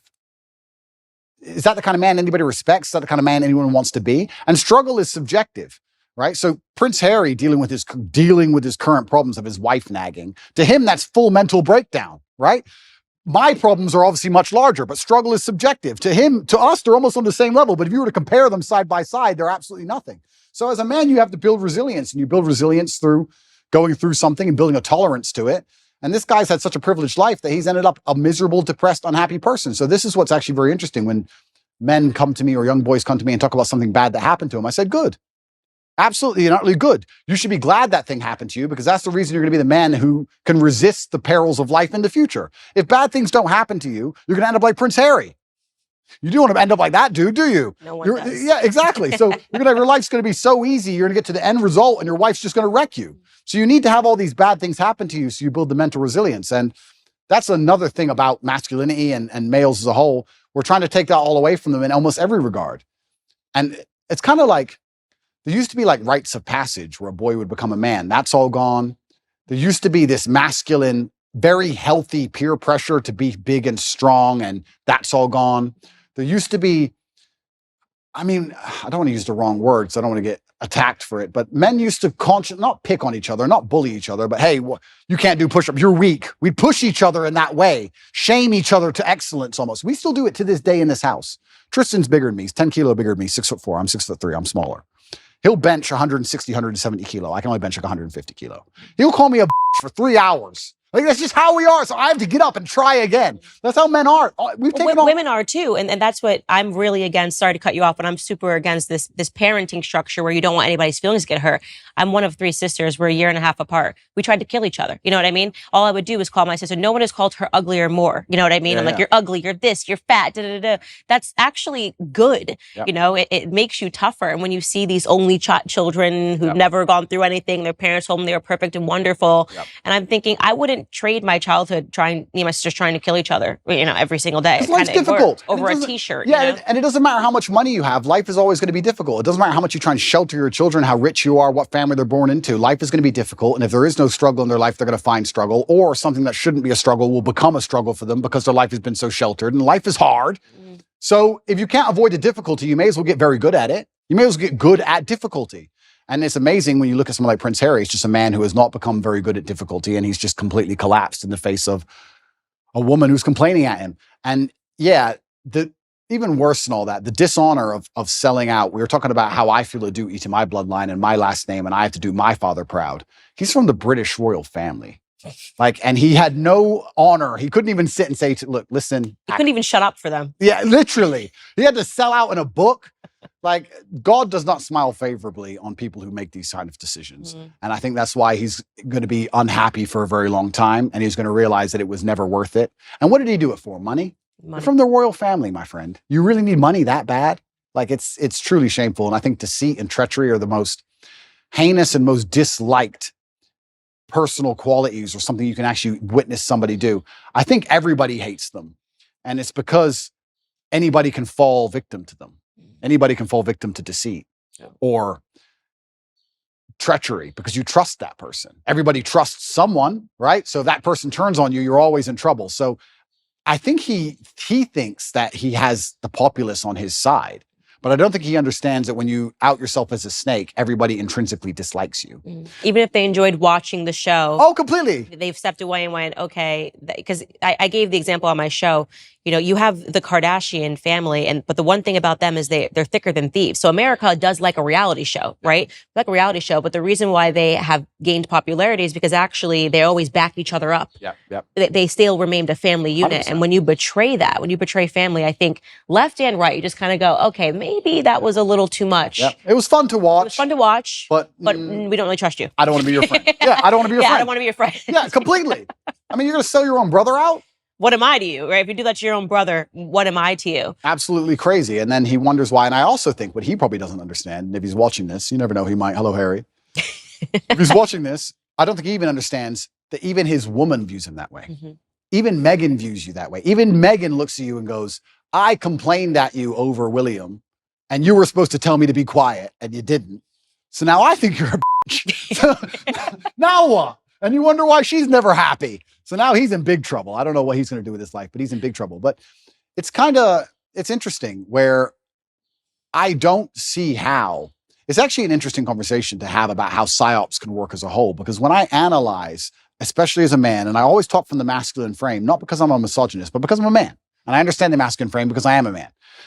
If you stray from the archetype of masculinity, if you stray from honor, courage, if you're not dutiful, if you don't believe in putting honor in your last name, if you don't want to be physically and mentally strong, if you don't believe in finding problems to solve, you don't believe in having a difficult life, if you stray from this because you've been psyoped to stray from it, all you end up with is misery.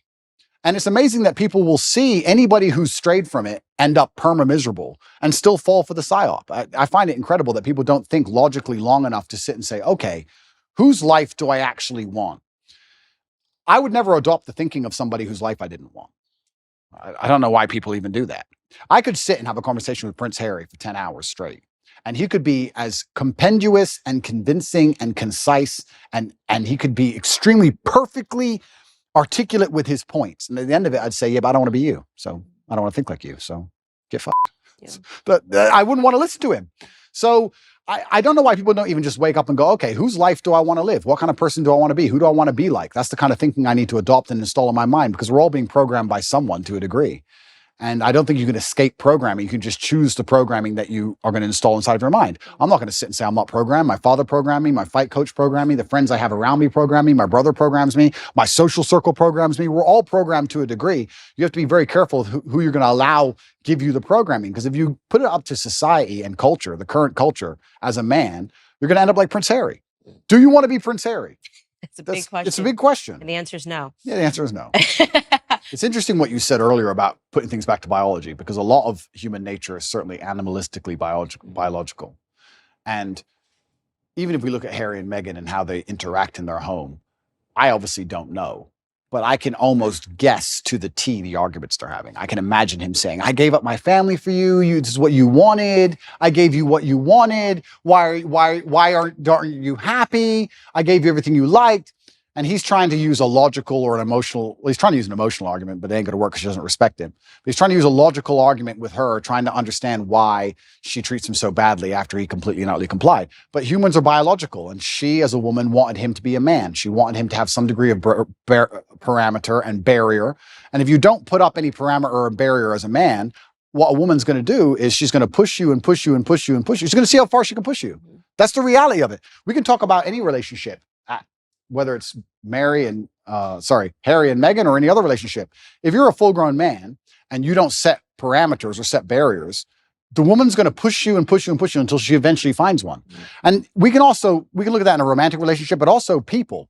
People in general, if you're going to give to a taker, they're going to take and take and take and take until you eventually say no. That's how humans work. So she was waiting for him on a biological level to stand up and be a man and say, listen, you've joined the royal family. You're right. You had to bow to the Queen of England. Correct. Because it's the royal family. Get over it. That's all he had to do. He could have saved himself all this mess. He could have saved himself all the running away and looking like a fool and the upcoming divorce and all this garbage if he would have just put his foot down. He never did. And she was trying to inspire in him the warrior. I think a woman sometimes tests a man to say, okay, how much will he put up with? Because they want to see, are you a man or not? What if a man's giving you shit? What will you do? They want to see if you're about it. And she was just testing him, and he failed every time. And that's why he's tried to perma please her. And now he's in a situation where he's asking her why she's unhappy when he's given her everything she wants. And she's unhappy because you gave her everything she wants because you're a punk. Women don't want neutered men. They don't. Absolutely. Even if they personally neuter them themselves, it's not what they want in the end. So I'll ask the question, what do you think men want in women? That's a really good question. And I can answer that one easily. I think that the masculine realm that we operate in is based on respect. I think that men are constantly looking for a way to be respected. I think the world is hyper competitive and we're constantly always looking for status amongst our peers. This is why you will see a man give up his basically entire life to do something which will only gain him respect, even in a very small sphere. There are CEOs who go to work every day and don't even see their family and give up their entire life and work 12-hour days just to feel like the man in that office. Feeling important in that one office, in that one skyscraper, is worth him giving up his life because he feels like he matters. And if he gets more respect in that office than he does at home or anywhere else, that's where he's going to want to be. Men function on that.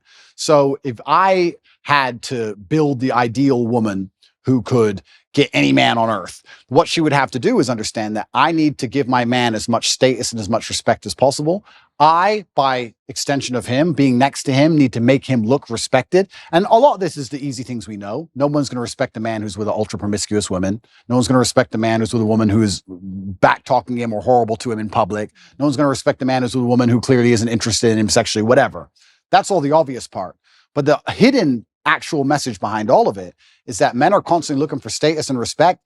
And a woman who makes her man feel respected, not only from her, but from his peers, is the kind of woman a man's never going to want to lose. Right. So if I had a woman and I came home with all 5 of my friends and she came in the house and said, came in the room, who's hungry? Anyone want any food? It's not about food. I'm the G now. I'm the big boss. My woman wants to feed all of us. Of the guys there, most of their chicks would never do that. That's respect. That's status for me. That elevates my status. So I think as a woman, if you're watching this and you want to keep a man happy, you need to wake up and say, how can I improve the status of my man to his peers? How can I make him look more important to the world? And as long as you take that basic mental frame, you can extrapolate that out to anything. Your man is not going to feel high status and important if you've had a whole bunch of sexual partners, because you're promiscuous. So obviously that's no. He's not going to feel high status and important if you belittle him in front of his friends or you argue with him in front of his friends. He's not going to feel high status and important if you disagree with him on small, minor issues about, if he votes one way, just vote the same way. Like these voting's not a small thing, but these things make the man look in charge. It increases his status, and that's what he's most interested in a woman. So that's what men are looking for. That's the secret for the women who are out at home. They're going, men are hard to please. No, men are actually very simple to please. Make him feel important and make him look important. That's it. Since when did we decide to stop upholding free speech as a basic right? Obviously, everyone should have the right to express themselves freely. Sadly, the big tech monopoly has instead opted for silencing tactics and censorship. To fight back against big tech's control of the internet, I use ExpressVPN. Ever wondered how free-to-access tech companies can make all of their money? By tracking your searches, video history, and everything that you click on. By building a profile on you, and then they sell off all of your sensitive data. When you use ExpressVPN app on your computer or your phone, you anonymize much of your online presence by hiding your IP address. That makes your activity more difficult to trace and sell to advertisers. Protect your data today at expressvpn.com/Candace. That's expressvpn.com/Candace to get 3 months free. Visit expressvpn.com/Candace to learn more. So both of us come from families. My parents are divorced. Your parents were divorced. Yep. I think your parents maybe lasted a little longer than my parents. I'm not totally positive. What was your mother like? I don't think I've learned anything about her. Yeah. So I had a fantastic mom. She did what a mother was supposed to do. I guess I was raised in a I call it hyper traditional. The modern world will call it misogynistic household. My father was in charge. It was his household. My mother was in charge of feeding us and clothing us and sending us to school, and she did a fantastic job. I think that as a boy, as a man, I always wanted to emulate my father. My father was a superhero. So my father instilled a lot of the mindset that I have, but my mother did a lot of the basic things that kept me alive, if that makes sense. She was a fantastic mom, and she's still alive today, and I love her very much. One of the first things I did when I got rich was retire her completely, so she is one of the people I take care of, and I'll take care of her for the rest of her life. And she did the absolute best she could. And that's the reason we moved to England. They decided to get divorced, and England has a better social care system. We had no money. So we got moved to England. And I grew up in Luton, which is the worst town in England, in an area called Marsh Farm, which is the worst area of the worst town. So it's like as bad as you can get, like the worst place you can possibly go. I think my school had a 4% pass rate or something ridiculously low. So I grew up in a really bad area. But my mother, yeah, she was fantastic, and she did the absolute best she could. And she always loved my father to the end. But I think my father, in many ways, there's certainly been a lot of circumstances where he sacrificed his marriage to raise us in a very particular way. Because my mother and father would argue most over the raising of me and Tristan, because my dad was so hard on us. But he said, look, you boys are my legacy. You're more important than arguing with your mother. So I think that's actually why they broke up, because he was so hard on us. But I thank him for it. So yeah, but I don't want to disrespect my mother by saying there isn't much more to say, besides the fact she was a very nice, very loving, very attentive mother. That's what she did. But my dad was always my superhero. And I don't know what else to say. My dad was my superhero. Well, I see it now. My son's only 2, and he's now toddler, terrorist, wakes up every day, wants to go to war. I don't want to go to war. I just want to love him. Yeah. And so he is obsessed with my husband. I mean, forget it. The second my husband walks through the door, it's like I don't even exist, right? Yep. Forget the fact that I held him for 10 months. I don't exist. But unless he's sick. Yeah. Oh, yeah. Oh, then it's like totally mommy. Oh, completely. I'm like, oh, okay. So when you want to go to war all day and you're feeling great, it's like dad, he literally just wants to fight him. He goes up and he hits him and he wants him to be thrown around. And I don't want to do it. I'm like, you're kind of big. Yeah. I don't want to toss you around. Go find your father. Yep. So there actually is a natural proclivity that goes on there too, where like in the way he acts when a man walks through the door, any man, by the way, my son wants their attention. You can see that he seeks their approval at the age of 2. He'll cry in front of the girls, it's me, it's my assistant. If it's girls he's putting on, then when the guys are there, he instantly stops the crying and stops the tears. So it's so interesting to watch that and examine that in just a 2-year-old. So well, that's biological, right? This is how we charge at the gunfire. This is how men charge at the gunfire, because we want the respect of our peers. We will literally commit suicide for the respect of our peers. Like it's something that's deep inside of us, or it used to be, it should be. They're trying to take it away from us. But how do you get men to go over the trench, over the line and charge at machine guns? Well, you do it because everyone else is doing it. And you don't want to be the only so you have to do it. And you have to die. Like that doesn't make sense. Think about it logically. It doesn't make any sense logically, but it's something biological inside of all of us, because we have this innate feeling of duty and honor, and that's where the courage comes from. And they're trying to destroy that along with everything else. But you're right. This is how men biologically are designed to be. And I was the same when I was young. I remember looking at my dad just going, you're a superhero and I want to be a superhero. That's just how it was. So, but yeah, my mother's fantastic and I love her very much. And she's very proud of me and she's very proud of how we were raised. And she's so glad we were strong. Like even when we were in jail, she was very concerned, but she's like, look, I know that if anyone can do it, you can do it. And yeah, so. Do you want to be married? Good question. I heard that's the lover boy tactic. We'll talk about that in a little bit, but. Yeah. And that's an interesting question because younger me would say no, absolutely not. And the reason younger me would say no is because I'd come up with all the arguments that there's no legal advantage really, and the woman can wreck you, and you can lose all of your things, etc. What's the point? I don't want the government involved in my life, all those kind of arguments. But as I get older, maybe I'm getting a bit softer. Maybe I do think sometimes you need to make a decision based purely on love and have the faith of love and faith in your love enough to say, I don't care what the government's going to do about this because I truly believe in us and I think we're going to make it. So would I get married? Perhaps some point, yes, in the future I might get married. Yeah, I'm not against marriage like I used to be. I used to be super against it. And I think that's because I grew up in an environment where everybody was divorced. Everyone. So it's like, well, what's the point in this? Oh, wait, so I give her half my stuff and then what? I didn't understand the whole point of it. But now I think if I met the right woman, perhaps, yes. Yeah, marriage is good. Yeah? If it's the convert me, Candace. Yeah, if it's the right person, if you marry the right person, and I'm saying this as someone who grew up with divorced parents, well, they got divorced after I was out of the house, but speaks to your earlier point about it either impacts you one way or the other. You either want marriage because your parents were divorced, you don't want marriage. I desperately wanted marriage, and I think the ways in which we both have grown. Yeah. And the confidence that it gives you. I think there is something about people are, how do you do what you do every day? Because you cannot impact. My life is so stable. The nucleus of our household is so stable. And to be able to raise kids and have them see that example of the perfect yin and the yang, there's something divine about it. There's something spiritual about it. It's why I won't accept you. I think you are actually a libertarian right now, and I won't accept you as a libertarian. I think you will not be one. In a few years, if I had to make a prediction, I think you will lean towards conservatism, because even in just the crack of you talking about the attack on masculinity, because first you say, oh, well, if everyone wants to do what they want to do, if you guys all agree and you want to be homosexuals, fine. But then we'll start to realize that libertarianism, live and let live, is what welcomes in through the door. I'm, very against every ill that homosexuality has brought. And again, these are consenting people that are doing what they want to do. This is true. But look, evil is evil, sin is sin, and we're yesterday talking about homosexual marriage. Today we're talking about transing. Well, it's such a slippery slope. This is the thing, right? You're completely right, because the idea of live and let live was a fantastic one if it could actually operate without slippery slopes and it descending into chaos and anarchy, and it can't.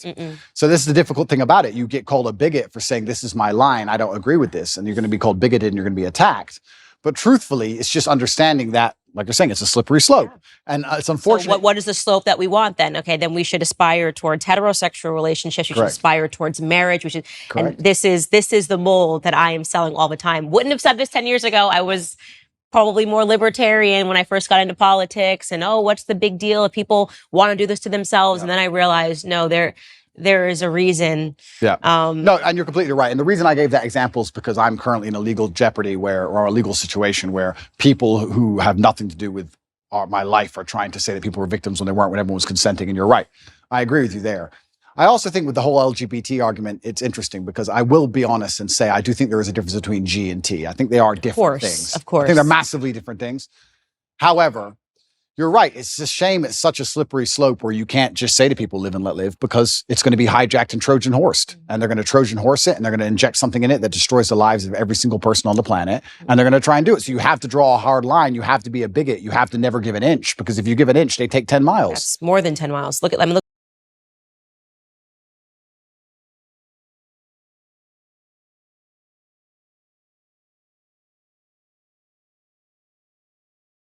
None of it makes any sense, but these are real evils that we're fighting today.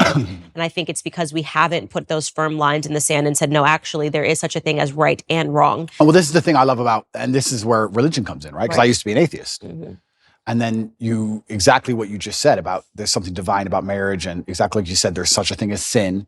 Everything you're talking about is religious. You're completely correct.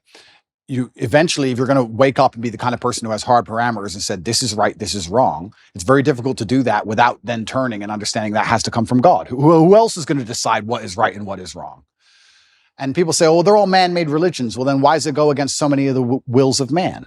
Some of the sins that man want to go and do, the religions are against. If we made a religion, the religion wouldn't be against our own sins, would it? Right. So it's interesting that this is almost proof for God in so many ways, when you're going to wake up and realize that there is genuine evil in the world and there's genuine good in the world, and there are two sides and two camps. And I do believe that the good is on the side of truth, and I do believe that comes from God.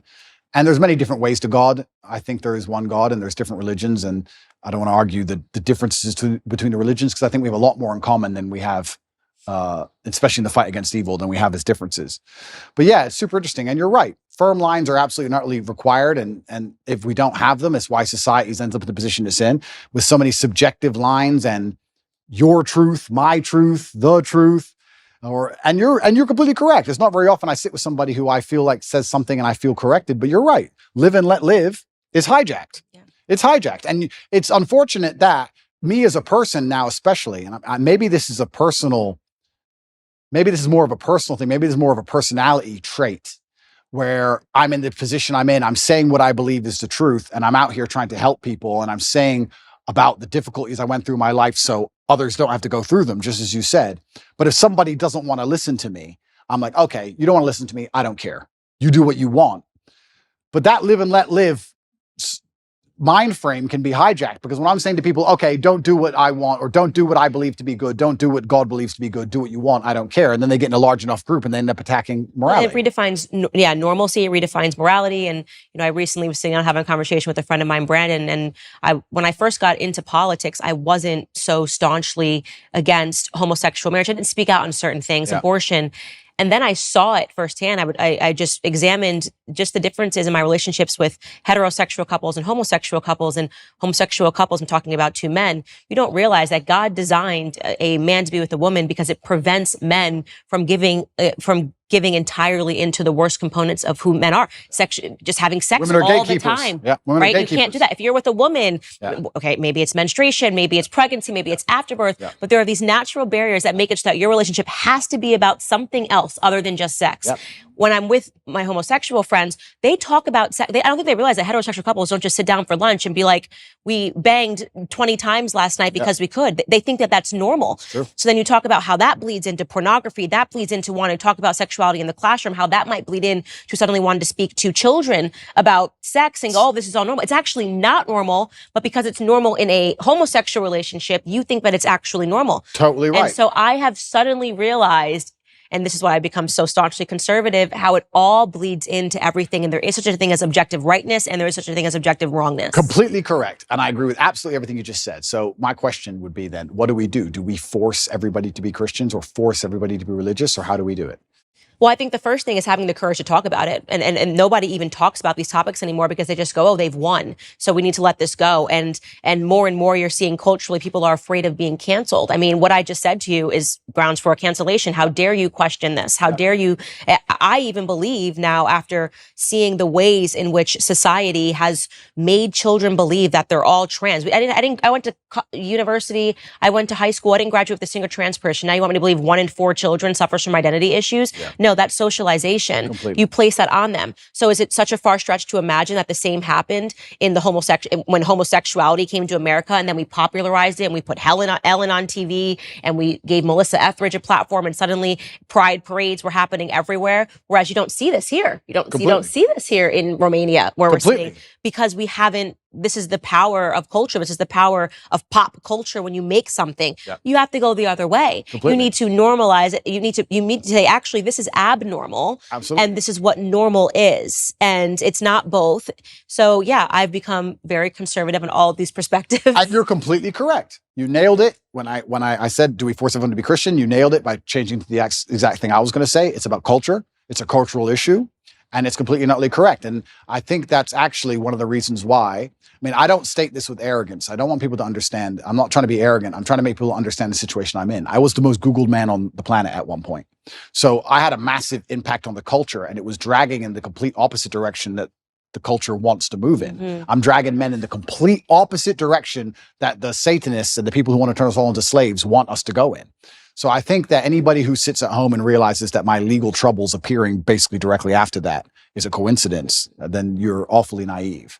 So it's unfortunate also that the way the world works, at a certain level of influence and power, the justice system almost breaks down. We see that even in America and most other countries. It all just becomes a big game and a big show, and it's about power plays and a whole bunch of conversations behind the scenes. It's not about justice anymore.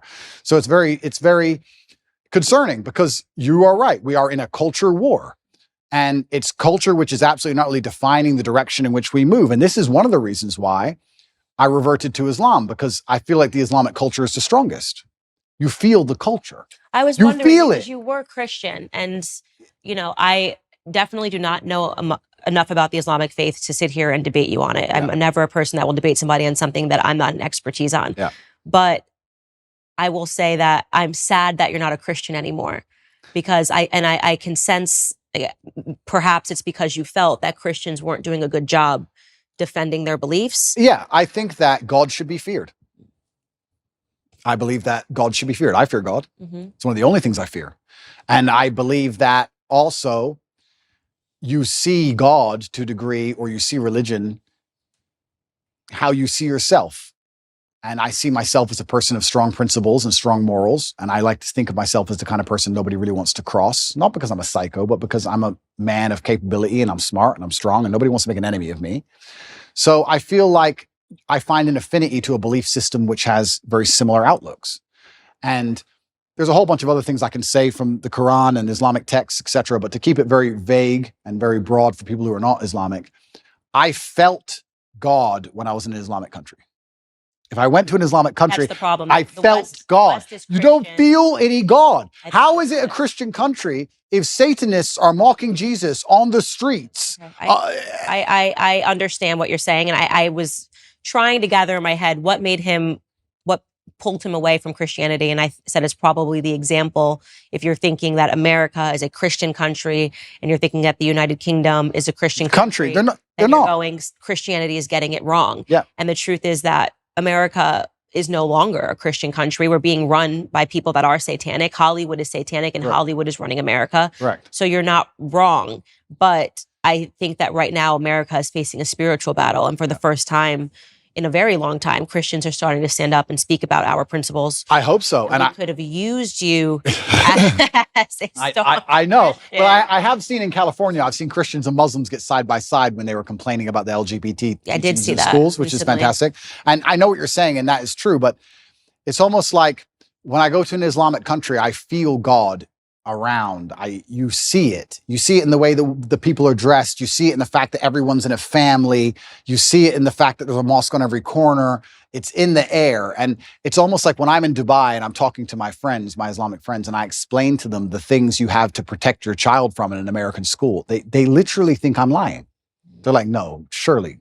Like, it's What about mind-bending to What them. about African countries that are Christian? Okay, so yeah, this is interesting. So yeah, they still are mind blown by the concept of what we're fighting in America. So America is unique. We shouldn't say that this is the You're right. blanket. You're right. They're right. There are Christian countries which still take Christianity. And they're like, very what do you seriously. mean men can be women? Like they think you're crazy. And we're in Romania, and Romania is a country which is very Christian. conservative and very And Christian. very Christian. And they don't buy into any of this garbage No, either. none of it. So this is absolutely not really true. It's unfair to say all Christian countries are like that. America is an exception and not in a good way. Yeah, I feel like the whole West is, unfortunately. The West is. I've said on my show the entire time. The West is falling. The fact that we're even having these debates is not good. Yeah, the West has fallen, and unfortunately, Russia, Yeah. Christian country. Yeah, absolutely, a very Christian country. So yeah, you are right, but I felt an affinity to Islam. I felt God in the air, and it's difficult for me to explain any other way. Okay, that's fair enough. I won't push you any further on that.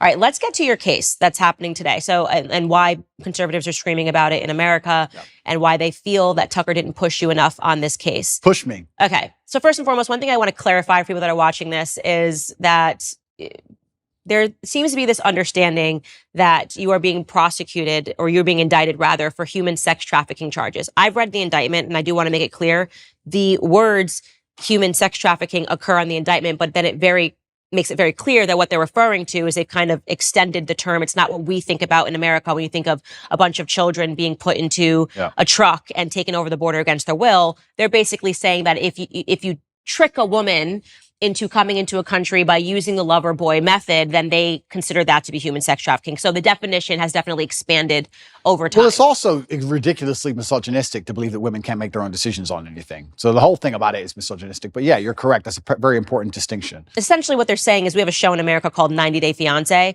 That is the lover boy method, is women that then go over to the U.S.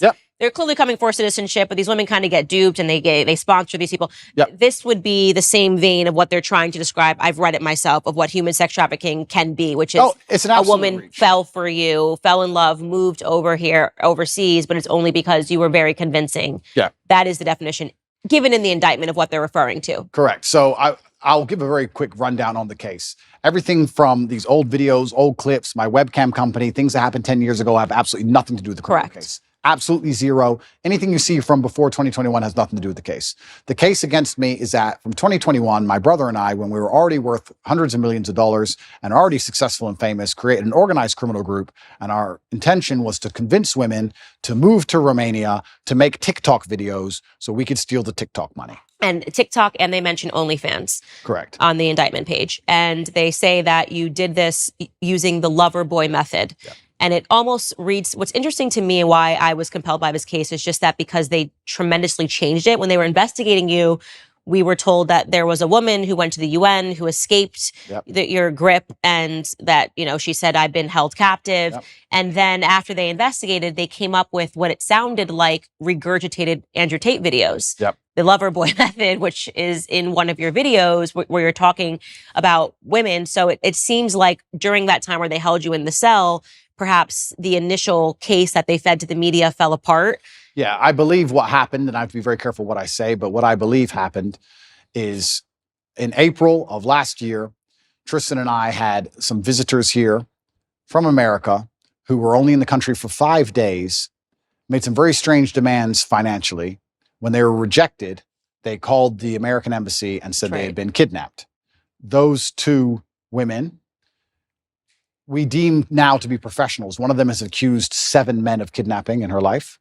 And she's also lawyered up instantly from a left-wing NGO because she's currently being sued by us for false charges. And she seemed to be very well supported and funded. So I don't know if she was sent as an agent. We're not entirely sure. So there's a very interesting beginning to all of this in April. The Romanian authorities arrested us for precisely 2 hours and threw it out and knew it was all garbage from the beginning. The case remained open. Nobody understood why the case remained open. My lawyer made repeated requests to close the case. They wouldn't close the case and it remained open and absolutely and utterly dormant. When I was canceled, when I was deleted across all social media and canceled and lost my bank accounts, my Uber account, my Stripe account, my Gmail, absolutely everything, literally within the same week, the case was picked back up, which was very strange.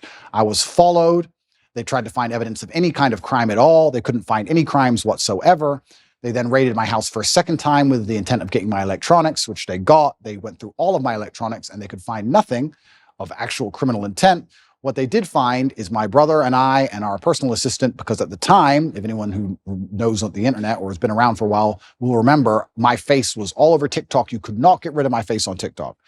Me and my brother were explaining our strategy for how we got so big on TikTok to some friends of ours. They then said that we were forcing them to do the TikToks for our money, for our brand. They made this huge reach and said it's human trafficking because we're forcing women to make TikTok videos. Yeah, so that's the part that registered to me as strange. It started as we were told it was kidnapping, which is it's very serious, that somebody fled to the U.S. Embassy. This is the woman that you're talking about that you say you're alleging has also accused 7 other men. Alleging, it's literally now on Twitter. You can see the complaint we filed against her. 7 men she is accused of kidnapping. She's done it with 7 different boyfriends who didn't buy her what she wanted. One of them killed himself. Okay, wow. So she's a professional. Okay, so it's very strange that she comes over, she accuses you of kidnapping her, but then they decide not to prosecute that, but they fed that to the media, that you kidnapped someone, that she fled to the U.S. Embassy. Yep. Then all of a sudden we learn that they're investigating you, and the charges then go from kidnapping to, well, actually what he was doing is a lover boy method, which we're saying is human sex trafficking, and that these women didn't know what they were getting into. They thought that he was going to marry them.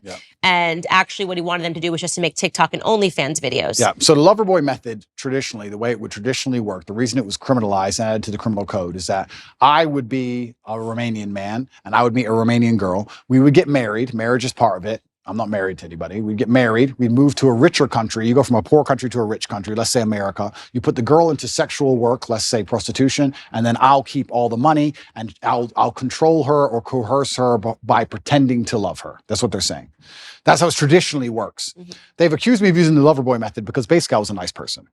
I was nice. That's the thing that most people don't understand about the law. It's so ridiculously subjective. If they want to weaponize it and use it to attack you, that's exactly what they'll do. They can accuse any man of using the lover boy method if you send nice messages on a text message. If you're like, hey, baby, how are you? So did you, hey, did you promise to marry these women? No, I didn't promise to marry anybody. What I had was girls. The 2 girls who were in the criminal file asked me how to be famous on TikTok. I told them how to be famous on TikTok, and I spoke to them nicely the entire time. These 2 women have come out and made videos repeatedly saying, we're not victims of anything. I don't know if you've seen them. No. Okay, so just to back this up. The victims in the indictment. Correct. Have made videos saying we're not victims. Correct. I did not know that. It's all over Twitter. In fact, on I think it's my pinned tweet, you can see the criminal case against Andrew Tate. The 2 victims who the DCAR are accusing me of using the loverboy method on have made videos saying, he just told us how to do social media. We're not victims. I've never seen any of them being aggressive or rude. They've always respected people. Ai fost amenințată? Nu. N-am fost niciodată. Dacă eram amenințată, automat nu mai eram idiotă să stau în casa asta. Suntem prieteni buni de 2 ani de zile, cam așa. Poți să mă treci pe mine ca și victimă, dacă eu n-am spus că sunt o victimă. They gave this statement to the police. The police ignored it and said they're brainwashed. So they ignore it. So now we have a criminal case where we have girls who are saying they're not victims of anything. Me telling girls how to make money on TikTok, or not even how to make money, because no one makes money on TikTok, telling them how to get famous on TikTok, and them saying that I forced them for money, which doesn't exist. There's no money in the criminal file. There's no transactions. There's no financials, nothing. The girls themselves have given statements in my defense. They're being thrown away so they can continue with this case saying that I've brainwashed the women. So now we have, imagine in court, my brother and I, and the two victims all on the same side, saying nobody's done anything wrong. We're all friends. We were talking about TikTok accounts. And then you have the state with no witnesses on its own saying you're victims and you're bad and you're going to jail. So it seems like what they're doing then is this is where the content from 10 years ago is coming into play, where they're saying, well, look, they're conflating this now. So even though these charges are from, and I read the indictment again, 2021, look at what he said 10 years ago, which somehow confirms what we're saying. We don't have to listen to these women.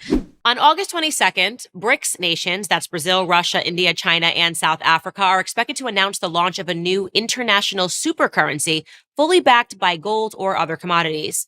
This is part of their long-term plan to supplant the U.S. and the dollar as cornerstones of the global financial system. You can protect your IRA or 401k from fallout from this landmark announcement by diversifying with gold from Birch Gold. Historically, gold has been a safe haven in times of high uncertainty, which is right now.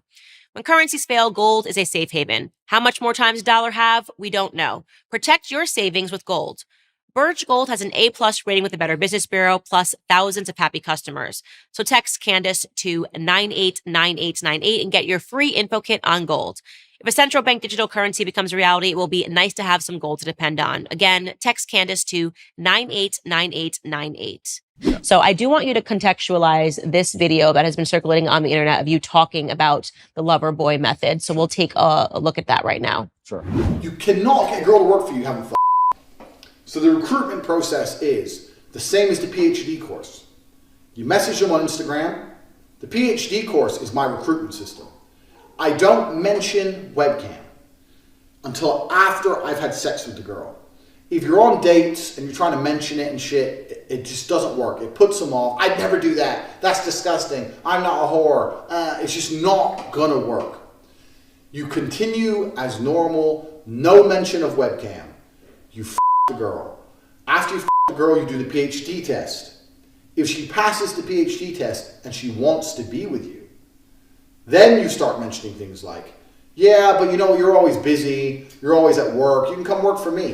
Okay, so first question, when was this video taken? Yeah, so this video is from 10 years ago, and this is me explaining how having a webcam company, it's actually a larger video as a whole. I'm explaining how having a webcam company can affect your relationships and how it affects your dating life. It also explains the fact that one of the girls I was dating at the time was working on webcam at the time. And it's explaining my general, overall, explains my life and how things are affected owning a pornography company, because obviously a lot of women will be put off by that.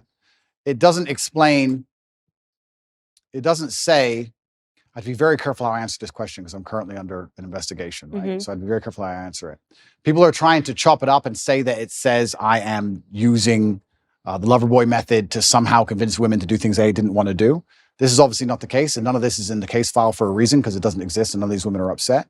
But this is simply me explaining, it's actually a dating course I made a long time ago, and I'm a little bit embarrassed about it, to be honest with you, because it was 10 years ago and I was talking about women and dating and things in a way that I wouldn't talk about them anymore. Right. So yeah, you look very young in the video. I'm super young and I'm talking about, hey, when you sleep with this girl or you meet that girl or you meet this girl on Instagram and I have a webcam company. I don't tell them I have a webcam company. And I just think all that's kind of crass and it's below me. And I don't really like talking about it. And it's amazing how things change as you mature and you get older. But once again, I was a much younger man. I think if you were to take any 24-year-old and look at the stuff he puts on the internet, some of it's going to be stupid. And I think if you look at anybody who made things 10 years ago, some of it's going to be stupid. It's absolutely not really not criminal in any regard. There's nothing criminal about it. It has no bearing or any interest in the current case. But yeah, I was talking about how I don't mention I have a webcam business. The basic premise of the video was me explaining that I don't mention I have a webcam business ever. And that I'm Mr. Rich and I have this nice car and I go on dates with girls. And sometimes when I say I have a webcam business, some of them want money and they want to work for me. That's the basic premise of it. Right.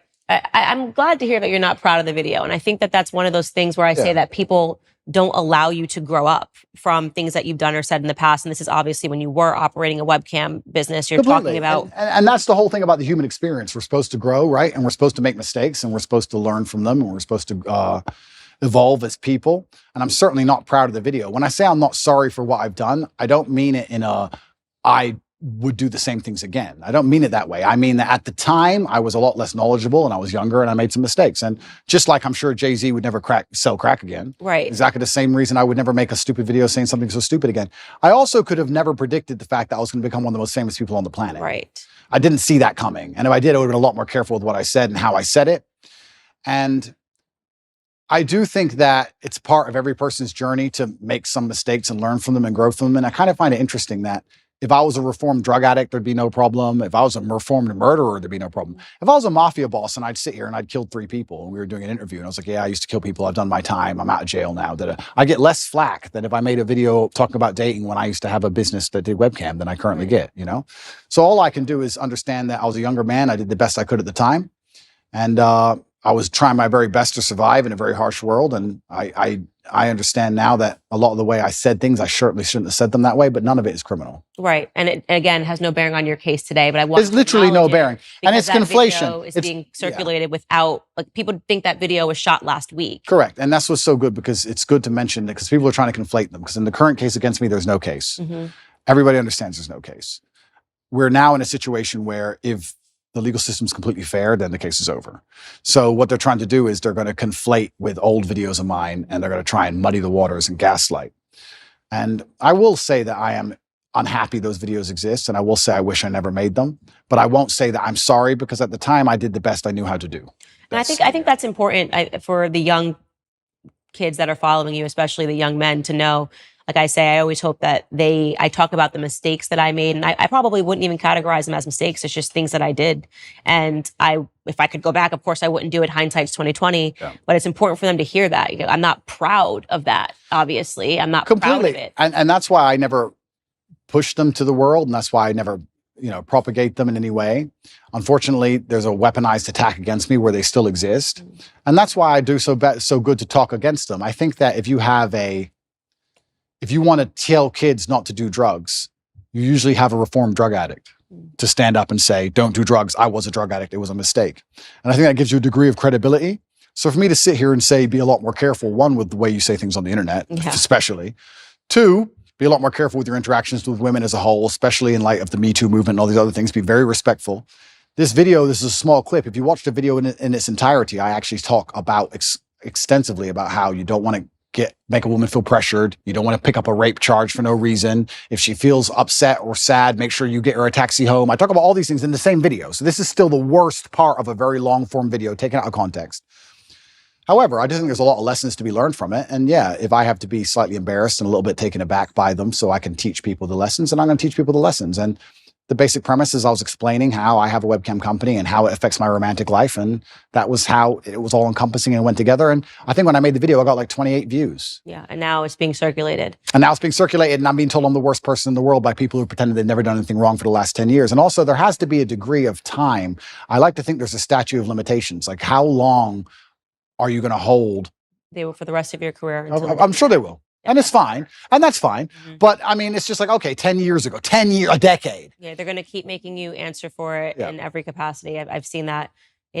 God forbid you misspeak, you miss a word while you're saying something, they will circulate it over and over again. That's just the world of social media. For me, what I feel is I don't feel guilty about them, but I do feel embarrassed because I don't feel like the way I spoke about women or the way I spoke about romantic relationships is my current view on romantic relationships. I think I've certainly matured. I was a young, brash, arrogant guy.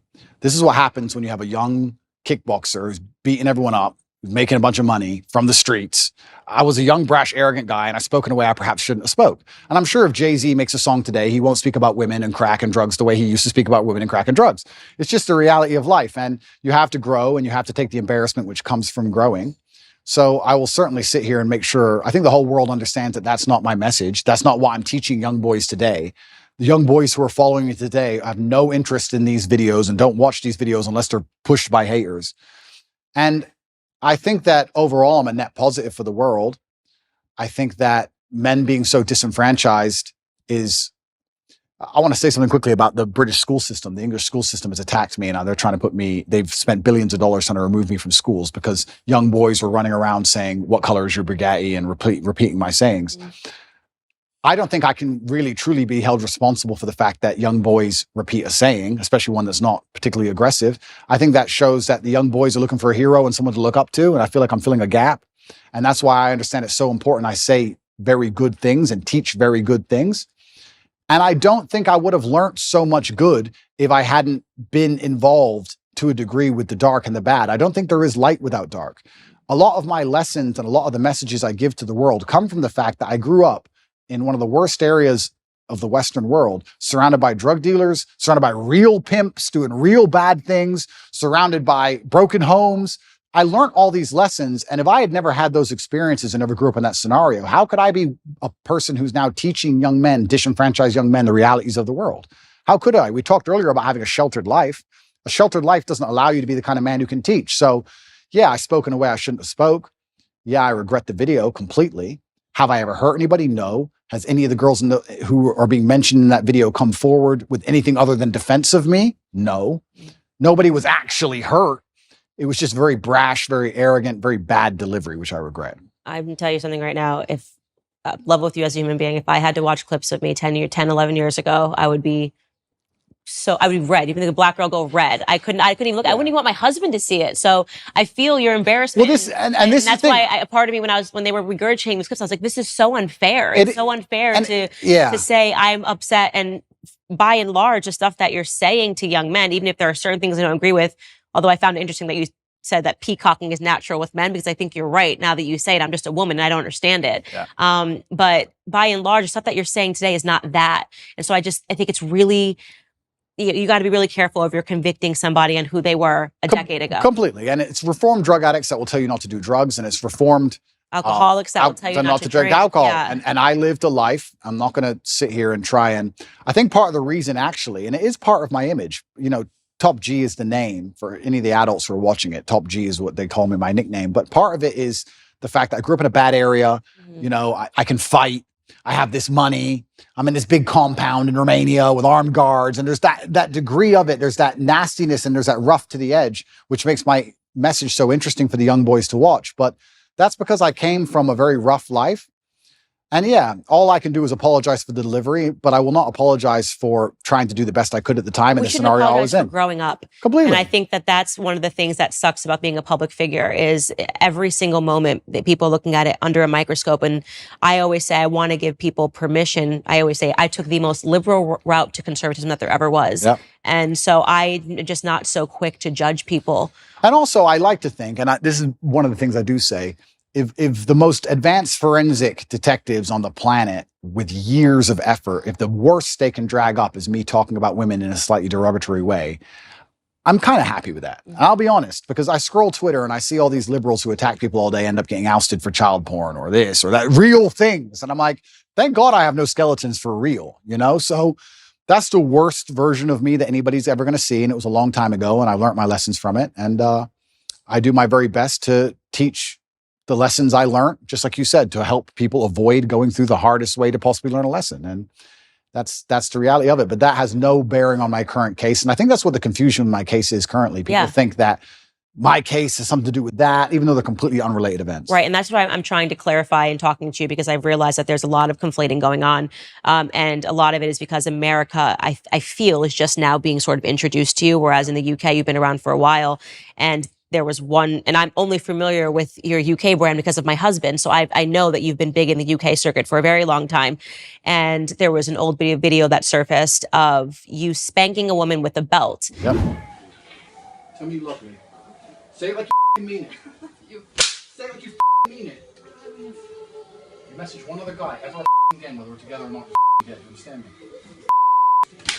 This obviously has made it through the UK media for years. And I know what that is based on my understanding of what happened with Big Brother when you were on Big Brother. But Americans are just seeing this video in a long montage of awful Andrew Tate videos. So I want you to explain to them what that was. Sure. And again, this is another example of when the woman has already spoken out and clarified that this was not her being abused, but Absolutely. Yeah. The woman's already come forward instantly after the video. She came forward and made a video and said, look, this is between me and Andrew, and he never hurt me, and I love him very much. And this is something that personal that happened in the bedroom. Hello everyone. I just wanted to say something about the video that's been released recently about me and my ex-boyfriend Andrew Tate. Andrew is my still great friend. What you guys saw on the video, it's just what we used to do. It was just pure game. He's a great guy. He would never hurt anyone unless he's fighting. And I just wanted to let you know that this is a huge misunderstanding, because I heard he got kicked out from the house because of it, which I found very unfair. It's because it was just pure game. It's just what we used to do. And it's actually interesting because when I got arrested, even recently, even though me and her are no longer together, she was also doing videos in my defense. She made a very recent video a few months ago saying, once again, very nice things about me. He is not a human trafficker.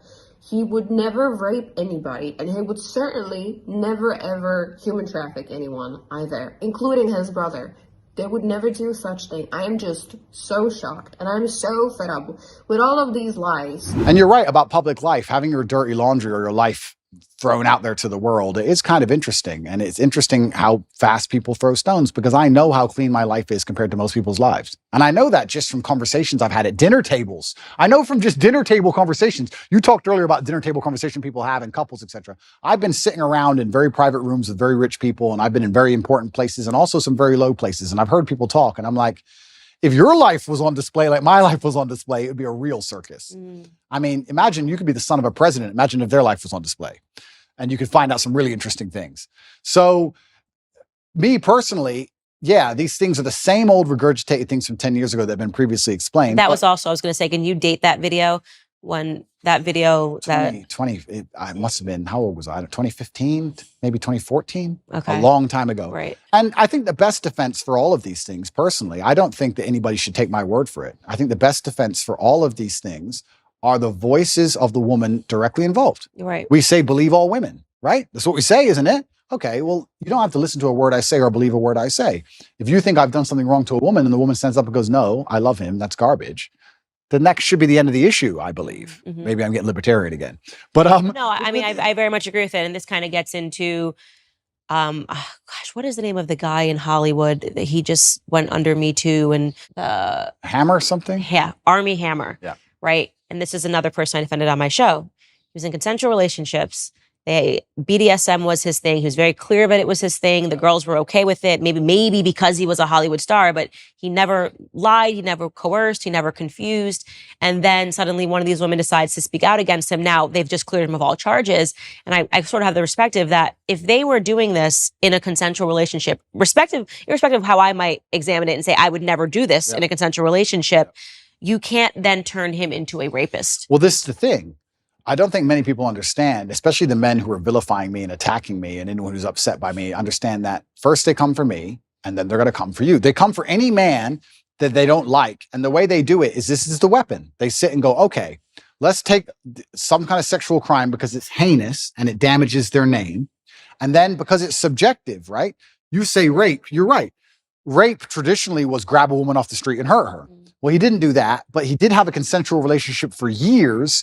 And then now his girlfriend can be convinced to turn on him for a paycheck because the media will hype her up, make her famous, and pay her a wage.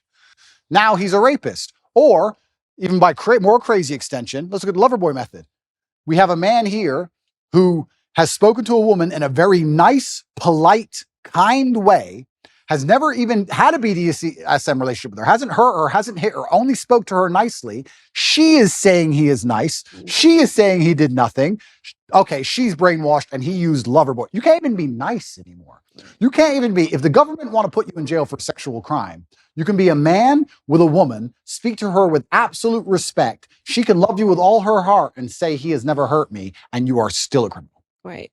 Right. Think of the mind bending. It's crazy. As a man, you're not safe. You're not safe. If they want to get you, they're going to get you, and they're going to use this avenue because this is the most heinous possible crime you can be accused of. The process itself is the punishment. Let's look at what's happened to me. All those months of investigation. During all those months of investigation, there are pages and pages of files. everything I did, everywhere I went, they were looking for me to break a law. I don't break laws. If I had even sped in a car, if I had littered, if I had done anything, it would all be in the case file. So they're spying on my entire life trying to find a crime. They can't find one. Then they go through my entire personal life, which is now all over the internet, leak it all over the internet. So you go through the embarrassment. Then they seize all your money. $15 million have taken of my money. Then I went to jail for 3 months. Now I'm on house arrest. By the time I'm found innocent, I've been punished. The process is the punishment. The process is the embarrassment. The process is teaching you a lesson. So it's not even about innocent and guilty. I don't think most people at home understand that if they want to hurt you, if you get to a level of influence where powerful people go, we have to damage this guy's name, we're going to accuse him of a sexual crime. It doesn't matter if you can prove yourself innocent 3 years from the point they accuse you, because you've already been wrecked. That's the entire goal of it, right? So now we're living here. I'm sitting here as a person who's accused of a crime. The victims are on my side. There's no one against me but the state. I've done nothing wrong. There's these Twitter detectives, Twitter internet detectives, who know who funds them, trying their very best to prove me guilty for no reason by taking old videos and conflating the issue and trying to make it complicated when it doesn't need to be. And I just sit here and think... They are complicating the issue. I very much agree with you on that. I think that the goal of digging up these old videos was to say, well, that this somehow legitimizes the case against him in Romania. Yeah. And that's just not true, right? You can say... You even said it. You're not proud of these videos. You can say, I think Andrew Tate is immoral. I think the things that he said here are not principled. They're trying to say that because of things that you said 10 years ago, you shouldn't have a platform to young men today. It's just too much conflation. I made pro-atheist videos back then, and I'm very embarrassed of those. Right. I'm extremely embarrassed of the videos. I would sit and say, God is not real. In fact, I'm more embarrassed of those videos than any other video. Wow. And I would sit there, and now I'm devout to my religion. So I would sit there and try and talk about how God wasn't real, and I thought I was smart. And now I watch it and think I was an idiot. And I like to think of myself as a pretty wise person. I wouldn't have a platform if I wasn't wise. And I'm 36 years old. But at 25, I was a dummy. And I think that any 36-year-old, if you were to ask him, were you a dummy at 25? I feel like young men especially take a little longer to completely, you're full of testosterone. I was making money. I had a Lambo. I was fighting. I was beating everyone to pieces. I had a few hot girlfriends. I thought I was Mr. Hotshot. Yeah. Like, is that the worst thing in the world? Like, who isn't? Right? So, yeah, it's very interesting that they're going to attack me with these forever, and that's fine. I do believe, however, that Allah is the best of planners. And I am, in many ways, I wouldn't say happy, but I feel like this whole criminal investigation is going to be a fantastic end to all of this once I'm found innocent. Right. I believe. And I do believe I'll be found innocent. I've seen all of the case against me, and there is no case. And it's very difficult to put somebody in jail when there's nobody saying he did anything wrong. For people at home who are confused about my criminal case, just so they understand, I'll explain it one more time. 2 girls in April who visited Romania for 5 days, wanted money for shopping, didn't get it, accused us of kidnapping them. These are girls who have accused 7 other men of kidnapping/human trafficking. Romanian authorities turn up and within an hour said they weren't kidnapped, this is stupid, and threw it away. Then they picked up this case for some reason, by some recommendation, later on down the line, come up with this whole lover boy garbage. The 2 girls, there's 4 girls in the case. 2 of the girls who were accused of, who I've supposedly lover boyed, are on my side. We have the 2 initial girls who said that they were kidnapped, who are on CCTV walking in and out the house as much as they want, and she's accused 7 other men of kidnapping. That's the case against me. So I have enough faith in justice that it's all going to be put away pretty quickly. But yeah, I wish those old videos didn't exist, but much more than those, I'm far more embarrassed about old videos I made that were anti-God. I feel genuinely bad about those, much worse than that. So it's just, but that's not what you're selling to kids today. Absolutely not. I'm doing the absolute opposite. Right. I'm trying to push children towards religion. Right. I'm trying to push kids towards God. And it's amazing that I'm being attacked with these videos and I'm embarrassed by them. That's fine. But I'm glad my atheistic videos didn't appear. I'd be far more embarrassed. I'd feel genuinely shameful to watch those. But, you know, we're human and we make mistakes and all we can do is grow, like you said. Yeah. Trust me, I went through the conservative ringer too. Suddenly. What did they hit you with? All sorts of things. I mean, they hit me with an old anti-bullying company that I was trying to put together based on something that I lived through when I was in high school. And they tried to say essentially that I was trying to dox people. I still have to answer for a splash page for an anti-bullying company that I tried to create with the most goodness in my heart. And they still throw it at me. She's a fraud. This is not what she actually thinks. I mean, I have to answer the conspiracy. Some things are even crazy. That George's father is somehow related to the Rothschild. And I mean, it gets crazy. And the bigger your platform becomes, the more they dig into your history and they'll dig into ex-boyfriends. I mean, it never goes away. But I I'm hardened to the process. I am who I am. I'm proud. I actually am proud of a lot of the things that I lived through, a lot of the mistakes that I've made, because it made me who I am today. It's interesting you say hardened to the process, because I think I am too. Because when I watch old content of mine or things I wish I didn't do or say, I will feel guilty, or I'll feel shameful, or I'll feel embarrassment because of me. I don't care what people think. I don't care if some conservative wants to watch a video and make a video. I don't care. It's about me and my own personal morals and my own personal morality and how it's evolved and how I feel about things I've done. It's all about me. It's internalized. I don't care what these people say externally, because I know that nobody is perfect. And I also stick by this, and I've said it many times, but I know it absolutely not to be true. Anybody who is attacking me, if they'd been under the level of forensic assault I've been under, would have far worse things out there in the public, I'm sure. Right. And I know that one of the charges against you is that you're materialistic. You're describing that as peacocking. And it's funny, when I see you with Lamborghinis or whatever, I don't know anything about cars, whatever the cars are, I always think of, I'm friends with a lot of UFC fighters. And one of the ones that I have great respect for is Colby Covington. And it's so funny because when I have him on my podcast, he's sort of this quiet guy, super respectful, just not at all what you're getting in the ring. And when we talked about that, he said, no one paid attention to my fights. And then suddenly I'm in Brazil. I think I'm about to get dropped. Then I start talking a bunch of trash. And suddenly he's got a huge audience behind him. And this is part of the men like the bragging, the men like the peacocking. And so I love it. And that's why I say when I see some of these videos and I see conservatives assigning like real meaning to you saying stuff that is just so obviously content for young boys. It's the only way I can describe it. This is just like a bunch of guys just being guys, and the girls just be like, this is so stupid. That's my reaction to it. It's so stupid, but why are we trying to assign real meaning to this? This is like guys, this is how guys have fun, the same way that girls sit around and talk about Real Housewives. Absolutely. It's bravado. It's girls are into, my husband cannot do like 5 seconds of hearing me and my girlfriends talk about things. He's like, I'm out. And this is what, when him and his guys are together and he's like, they're fishing and the first catch, you got to bite the head off. I'm like, that is so stupid. So ridiculous. Why are you biting a head off of a fish? But it's just boys being boys and girls being girls. And so I think that people should not assign, like, I mean, I've seen really stupid videos of you and they're trying to really assess these videos as if this is like, I'm like, this is just what I call posting. They're taking it. Now you see Kobe, he's got these hot girls in bikinis, he's behind cars on his thing, and I think it's hilarious and I think it's funny because I get it. It's not for me. And that's not for me. And that's the thing, actually, which a lot of conservatives and the conservative movement don't understand, is that by attacking somebody for having a little bit of fun, or for being bravado, for having some bravado, or saying something audacious, or having a nice car, whatever. Bugatti, whatever. If you're going to attack people for that, you're just going to drive young boys away from your message. And you need the youth of a message for the message to exist and survive.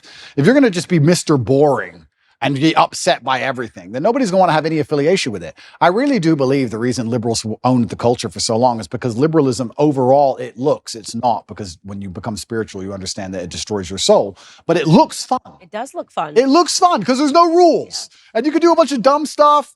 You can take drugs, you can run around, go to orgies and watch porn and sleep with all these degenerate women, and they're all promiscuous, and it's a big party. It looks fun. And we talk about culture and how important it is to win the culture. Okay, well, then I come along and I'm largely conservative minded and I have this massive fan base, and then you're going to attack me and say, Andrew has a car, that's bad. Well, they're like, is that the fight you want? Is that how you're going to win this culture war? I very much separate myself from the conservatives that do that. I'm like, on my show, I'll show a clip and I'm like, I can't believe this is even being passed around as something that should be taken seriously. It's so stupid.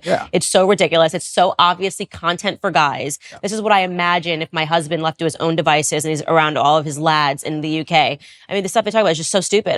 But then he thinks the same thing about me when I'm with all of my girls. It's so stupid. And we do need to stop being so severe. Okay, it's materialism. Okay, I get what you're trying to say, but also this is just fun content for guys. But then let's also talk about the materialism thing, right? Because it's interesting to me that conservatives will sit and say, oh, materialism is bad or it's anti-Christian, etc. And I understand where there might be a point to argue there. But I tell you something, if you're completely and utterly broke, then you need the government to eat, then you're in a lot of trouble. We talk about the matrix and resisting the matrix. One of the tools to doing that is financial freedom. And that's just one of the baseline realities of it. I'm not saying you should sell your soul for money, absolutely not. But if you want to truly resist the matrix as a whole, you need to have money to do it. It's pretty hard to do when you're broke.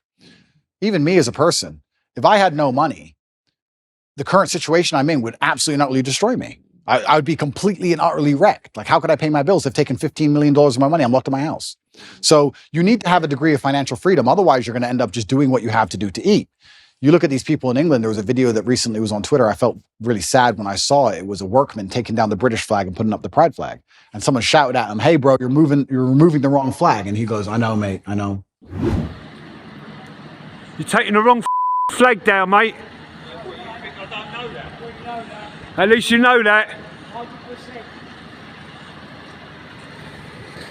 But he had to pay the bills. He has to feed his family. What can he do? He's a flag hanger. All he can do is hang the flags. If he doesn't do it, someone else will do it. He loses his job. So if you're completely and utterly reliant on a wage or you have no money, well, now you have a new tool of enslavement. COVID was all based around that. I just got to go to work. Just get the injection. I got to wear the mask. I got to fly. I got to work. It takes a lot of money to sit down and say, no, I'm too principled. That takes money to do. So it's also interesting that conservatives want to attack materialism. Okay, perhaps I didn't have to buy a fancy car. You can get upset about that if you like. But if you're not financially free, it's also pretty difficult to stand up and tell the truth. Even if you make a lot of money, if you're reliant on, let's say, a sports team for a contract, even if you make a lot of money, if you don't have enough saved, you can't tell the truth. Even if you're rich, they're all still complying and bending because they have a contract they're adhering to. It's difficult. So I don't think that if you had somebody who was trying to inspire the masculine youth of tomorrow to resist the slave mind, teaching them to be financially free would be a bad thing. I think it would actually be a good thing. I think men need it because they view it as aspirational and no one escapes it. I would definitely not describe my husband as materialistic at all. He likes cars. There's just something about cars that men like. Absolutely. My son, truck, car. It's psychotic. I mean, it's such a boy. Every time he sees a truck, a car, any car that looks cool, he's 2. Yeah. He's 2. So there is something ingrained in men that completely. His first word was truck. You know, every time a garbage truck goes by anything, he's just like a school bus. Men like that for whatever reason. Boys like that. Men like that. I don't think we need to overthink it. Yeah, absolutely. It's aspirational. But also, if we're going to actually look at the meta point, I believe that teaching financial freedom, I think teaching financial freedom is one of the very important ways you teach people to resist the slave mind. I don't think you can resist the slave mind if you're completely and utterly broke on welfare or living paycheck to paycheck for a large corp, which is insistent on trying to install the slave programming inside of your head. I think it's very, very difficult. I actually think financial freedom is a key component to it. And I think that me standing up and showing a life that costs $50 million a year or something ridiculous, doing that on purpose and trying to inspire men to make as much money as possible is actually a very key component to the resistance to the slave mind. I don't think many people understand this because if you teach young men how to go out there and become rich as possible, it's very difficult they can do that without learning some degree of mental fortitude, without learning how to speak to people, without learning how to network, without learning how to be competent and disciplined and motivated and work hard. And then they do all that, they have enough money so that when someone comes along and says, take this injection, they'll say, no, I don't want to take the injection. I'd rather miss the flight. So there is a key component of resistance which actually involves materialism. I'll argue that if I was exactly the same person with the same viewpoints, but I was completely and utterly flat broke, I wouldn't be able to make the same impact on the world. And I wouldn't be able to resist the programming the same because I need to eat food. So I'd actually counter argue any conservative who's complaining about my beautiful car collection of 42, not 42 nice cars, that having a lot of money is actually an important way to resist the matrix. I can only talk from personal experience, but the number of times, especially during COVID, for example, where I managed to not have to comply with any of the laws simply because I was loaded, I can't even name them on 10 hands. So materialism is important. I think we should be teaching, especially the young boys, especially people who understand, who want to live in a very rational world, who want to live in a world which is based on common sense and dignity and honor and respect and all the things we're trying to teach through conservatism, is that if they don't have a degree of financial stability or financial independence, they're going to end up getting wrecked anyway. They're going to work for Woke Corp.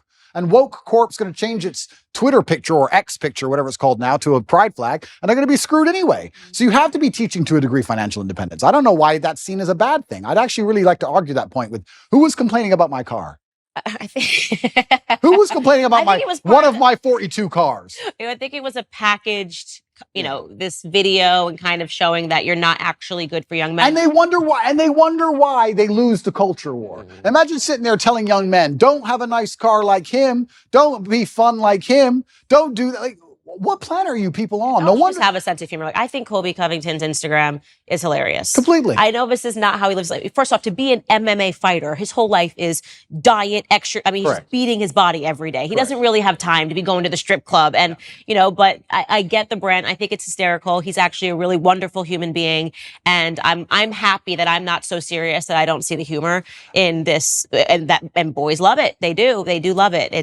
And I wonder if these people really don't see the humor or if they're just so desperate to find an attack vector That they're just I going to don't get know. That's a upset good by question. jokes. I think that's a good question. I think, but I want to get to what your belief in is in terms of when you start talking about the Matrix, because I will say, some of the people that have been going after you, Liz Wheeler obviously has been one of them. Liz Wheeler has been one of them. I think you blocked her.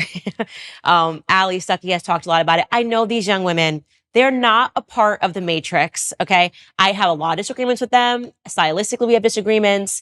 Ali is a means what she says. Even if I disagree with her point, I know she means what she said. It's not an act for her. She's not trying to do anything. She says it because she believes it. I've known her for years. She's actually been very good to me when people were very, the guard of conservatism. Ali had me on her show. She had a platform for me. Liz genuinely believes everything that she's saying. I don't think she's a part of the Matrix, even if I think that there are some pieces of it, of your life and why people gravitate towards you, that she doesn't fully understand. And maybe she never will understand it. But they, to me, are not a part of the Matrix. Okay, so let's talk about what the Matrix is Sure. and what the Matrix isn't. Sure, let's talk about the Matrix. Before we do that, let's talk about this recent conservative attack. I want to make it clear that I don't watch basically any of the attack videos made on me. I'm busy and I'm very happy with my life, and I don't allow attacks on my psyche. If somebody makes a video that attacks me, I don't watch it. I don't watch it because I don't want to watch it because I don't care. I don't watch them either. I don't care. Yeah. And I don't say this to insult Liz or anyone else. I don't know them enough or respect them enough to give a shit what they made or what they say. I don't care. So I can't talk about the specifics of what she said because I don't know what she said because I didn't watch it. However, I don't believe it was well-intentioned. I think that there is certainly a degree of jealousy that came with my massive influence and the number of views I got on the Tucker Carlson show. I think that the fact that 10-year-old videos, which have been debunked 30 times, are now coming up again is not well-intentioned at all. But I can't be entirely sure of that. So I can't comment specifically on their attacks because I haven't watched their attacks. I think they're seeing those videos for the first time. That's why I said I'm trying to bridge the gap between, I only knew about those videos for a long time because I've been paying attention to your UK career. Yeah. I don't believe these people have been. I think the first time they were introduced to you was on Tucker Carlson's interview. Yeah. If I'm guessing, I have not spoken to them, but so they're just seeing this.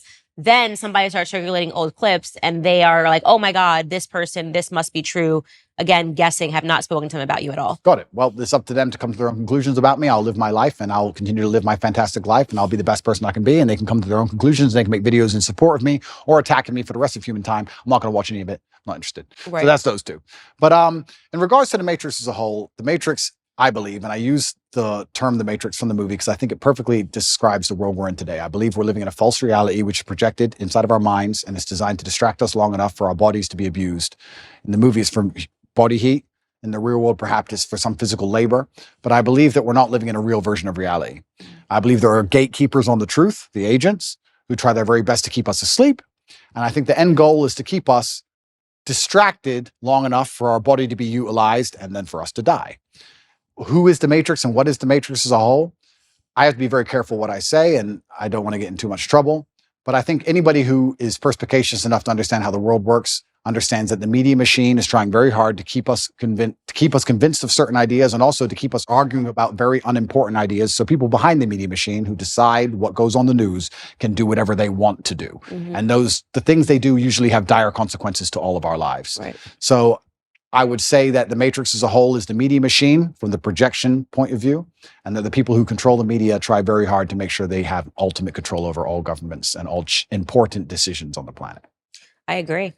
I totally agree. Welcome to the conspiracy. Welcome to the conspiracy. Don't listen to my podcast. I'm in on like CIA documents, showing people it's not a conspiracy theory. These are declassified CIA documents. These are things that they actually did and that nobody pays attention to because it happened 60 years ago, but it's been declassified. All the operations that they had, putting actual journalists under CIA pay. I mean, it's crazy. Following the death of JFK, why did they do that? Why did they suddenly feel it was necessary to have journalists on payroll following the death of a president? Yeah. Who there were a lot of questions surrounding his death. So you've got the right audience with me in terms of that. I think the media is the enemy of the American people. Yeah. That is why I liked Trump calling that out right away, talking about fake news. What I don't understand is why anybody listens to anything they say. I know it is because they've been caught lying so many times. Mm-hmm. Is it just because they lie on repeat over and over again to the point where people just accept it? Is it because it's cowardice and accepting that these people constantly lie to you makes you adopt a worldview, which is scary because you have to now think for yourself? I'm not sure what it is, but how after, especially the last 5 to 6 years,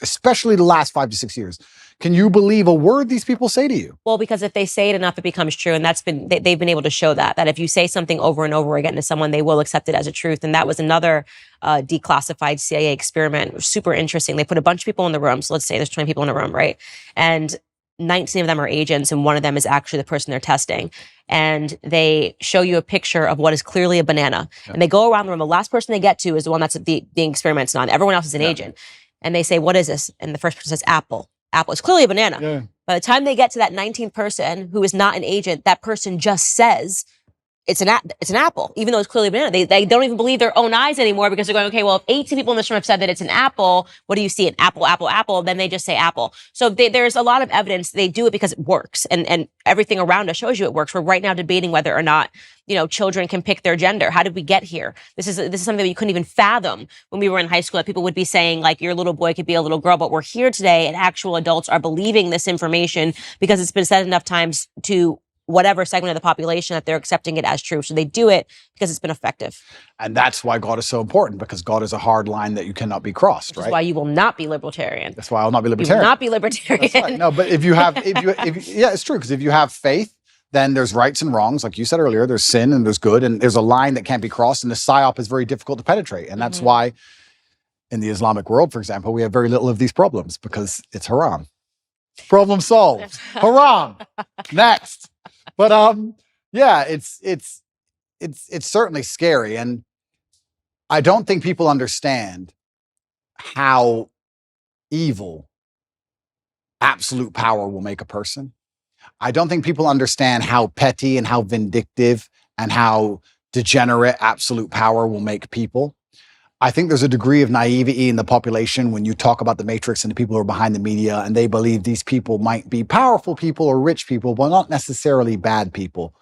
But unfortunately, I don't think they really truly understand the reality. I had a theory that I was arguing with somebody with, and I keep using COVID because it's a perfect example of the psyop. Everybody who once believed in COVID now no longer believes, mostly all of them, which I find actually remarkable. Because when I talk about COVID now, in front of 20 people, everyone's like, yeah, man, that was garbage. But during COVID, I couldn't find a single person who wouldn't wear the mask. I was like, oh, I'm by myself. I got arrested in Germany. Me and Tristan got arrested, surrounded by mask wearers in handcuffs. I'm like, what the?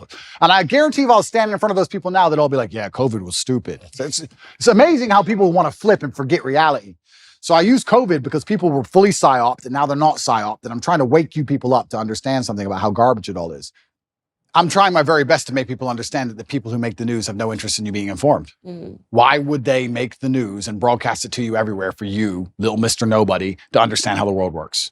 Why would they care about you knowing anything that's important ever? You're not a slave if you're knowledgeable. And that's why I always say, go back to when we had physical slavery in America. A requirement to maintain that was ensuring that slaves didn't learn how to read. That was part of the slave code. They weren't allowed to learn how to read. And if you were caught teaching a slave how to read, you too, as a master, would fall victim, right? And that it was so important for them because they know that an educated mind can't be enslaved. Absolutely. So the goal of the mainstream media is to keep people stupid. And it is why I think that despite the fact that you admittedly say that you are not a conservative, and despite the fact that I don't think you're overtly political, none of that really matters. I think what matters now is what you will do with the platform that you have, completely. What impact you will have. Completely. And inspiring people to free think and to not believe all the slave programming which is told to them, and to not just follow lockstep with the lies that are given to them, I think in and of itself makes you a conservative, and to a degree makes you political. Unfortunately, now that's how the divide exists. If you're teaching people to think for themselves and be strong people of agency and self-respect, then you're going to be on one side of the political spectrum. And if you're teaching people to be the absolute opposite, you're going to be on the other side. And by extension, I guess I am political and I am conservative, just because I'm telling men to stand up and to be strong and to think for themselves. And that makes you resist the slave programming. And I like to believe that the conservatives themselves have resisted slave programming the most. But yeah, it's a scary world we're now living in, where things that I'm saying, which were basically completely accepted by the entire population 15 years ago, are enough to make me the most hated man in the world. Isn't that crazy? I think the things I'm saying are things that were widely accepted for a very long period of human time. I think they're the things that are still widely accepted in most of the world today. I think it's the decadence of the West that allow us to pretend these ideas and these realities don't exist. And I don't know how long we're going to last under this false reality. I don't know how long society can possibly function with the insanity that they're trying to purport on the population of the West. The fact that so many calories in the Western world, genuine calories from food and human time, is wasted discussing pronouns and trying to get somebody's pronouns correct in a sentence that they've made up, which change at random. Think of the absolute insanity of that. And how long can a society actually function with that degree of decadence and absolute asinine behavior? I don't know how long it can even function anymore. I think the West is in a lot of trouble. And it's almost like, especially certain talking points, and I find myself guilty of it as well. We talk about certain talking points which are pushed to the front. And I kind of feel like they are a mass distraction. They have to be, because they're so ridiculous. But the problem is, there's a certain percentage of the population that genuinely believe them. I would love to live in a world where they try and push the idea that a man is a woman, or that a man can change to a woman and then compete in women's sports without an advantage. I would love for them to try and push that idea and for everybody to go, this is stupid. Next. No. But because some people believe, we have to now waste our time discussing and debunking the most obvious, hello, water is wet. We have to sit here and talk about the sky being blue for days and weeks and years almost at a time. Talk about the ultimate distraction tool by the Matrix, for them to sit there and go, you know what? Let's come up with some absolute garbage and let's throw it to the front. And the smart people will fight against it, but enough dummies will disagree with it. And that will keep them distracted while we do something that matters. And I even find myself falling victim to it because it's so necessary, because a certain subsect of the population is so dumb that they believe it. If people were all just a little bit less receptive to the slave programming, everyone would stand up and say, no, you're going to try harder than that next. And we could discuss something that actually matters. And this is the point I was going to say earlier about COVID. So COVID, I think a lot of people do not understand how petty and vindictive power can genuinely make somebody. And I had an argument with a friend of my brother about 2 or 3 years ago during COVID, when you had to wear a mask when you went in the restaurant, and then you sat down, you took it off, and then you ate, and you put it back on to go to the toilet, you took it off. And I said, I hope you understand there is someone somewhere, some billionaire on a yacht, who is doing this as a compliance exercise, as a joke. I know. As a joke. And he goes, why would you do all that just for a joke? Because if you're in charge of the entire world and you have unlimited money, what's going to make you happy? A Ferrari? You've had Ferraris your whole life. Boring. All that you care about is power, compliance. It's all funny to you. It's vindictive. It's petty. Why not? You're in charge. For the same reason, if you're in charge of a big company, you're like, I want you all in at 8:45 tomorrow. Why not? It's a power play. Ego, status, respect, all the things we were talking about earlier. These people are born into massive influence. Money doesn't make them feel powerful. They've never worked for anything in their lives. Now they have a little bit of control over you. They're going to make you do some dumb so they can laugh at you. I'm telling you, it was a joke. I say the same thing. I'm like, there's no way they're not just playing like Simon Says to see if they can actually make people abide by these things, and people keep actually abiding by them. There's no way that they're not sitting back laughing. It's a joke. They must be laughing because it's so preposterous. And people don't understand that there are people in the world who have power, who are literally vindictive enough to just mess with the entire populace for a joke. Mm-hmm. And I don't think people understand, when you look at the Matrix as a whole, and you talk about the media machine and how it's trying to push these ideas on you, and the people behind it do not have any kind of genuine intention. Mm-hmm. Their intentions are absolutely and utterly selfish. They want to feel good and feel powerful no matter what it takes.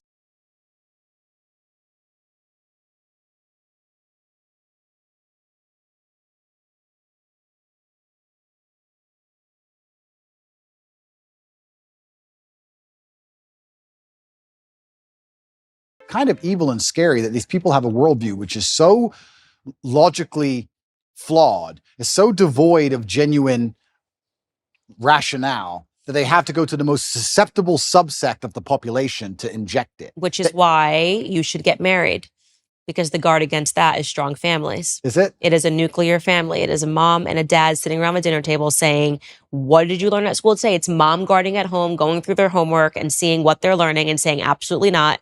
And it's dad going to work, building, and that nuclear family is the only guard against handing over your children to the government, which is why in the next 5 years, I just think you should get married. The only guard except Islam. Well, no. I don't have to worry about my children's homework. Thank you very much. It's all handled by God. And it's interesting you said that, though. It is a good point. And I think Matt Walsh actually said something about me having, I have children from a few different women. I don't like to give details on it. But so does Elon Musk. And I do think, although this may be elitist, I will state here that at a certain level of finance, it's not the same crime as it would be if I was a traditionally financed individual. I can afford 2 or 3 families, and I can afford to see them all, and I can afford to go to 3 countries in a single day on my jet if I need to. And I'm a very good father to all my children. I love them very much. And you're right. I completely agree with you. The nuclear family is the answer. My solution is not the solution for everyone, but the nuclear family is the answer. I agree with you. But Islam is also an answer. Well, I don't know enough about the Islamic faith to be able to counter you on that point, but I do think that having all your children around the dinner table, brother, sister, rivalry, this is beautiful. It's beautiful. Of course. I want that for you. Of course. It's beautiful as well. The Candace Owens podcast is supported by Grand Canyon University, an affordable private Christian university with a vibrant campus in beautiful Phoenix, Arizona, that's ranked top 20 in the country according to niche.com. GCU is a missional, Christ-centered university that strives to foster a culture of community, giving, and impact. GCU's goals is to help you develop into a servant leader who makes a difference through finding your purpose and fulfilling God's plan. With 330 academic programs and over 270 online as of June 2023, GCU integrates the free market system with a welcoming Christian worldview into your bachelor's, master's, or doctoral degree. And you'll have support from your own university counselor who takes a personalized approach in helping you achieve your goals. So find your purpose at Grand Canyon University. Private, Christian, affordable. Visit gcu.edu. Okay. But sorry, I'm not. I have to. We talk about Darwinism. I'll ask you another question because I'm very interested. Do you think abortion is Darwinism? It's an argument that can be made, right?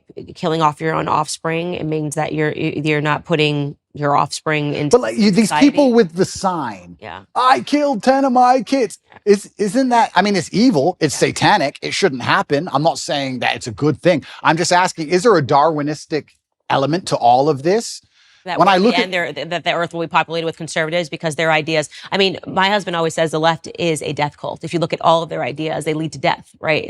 You can't procreate. You're killing off your own offspring. Every single one of their ideas leads to death and destruction. It's unbelievable. So in the end, you'd have to have the perspective that conservatives win naturally because we're talking about if we own the culture. Yeah.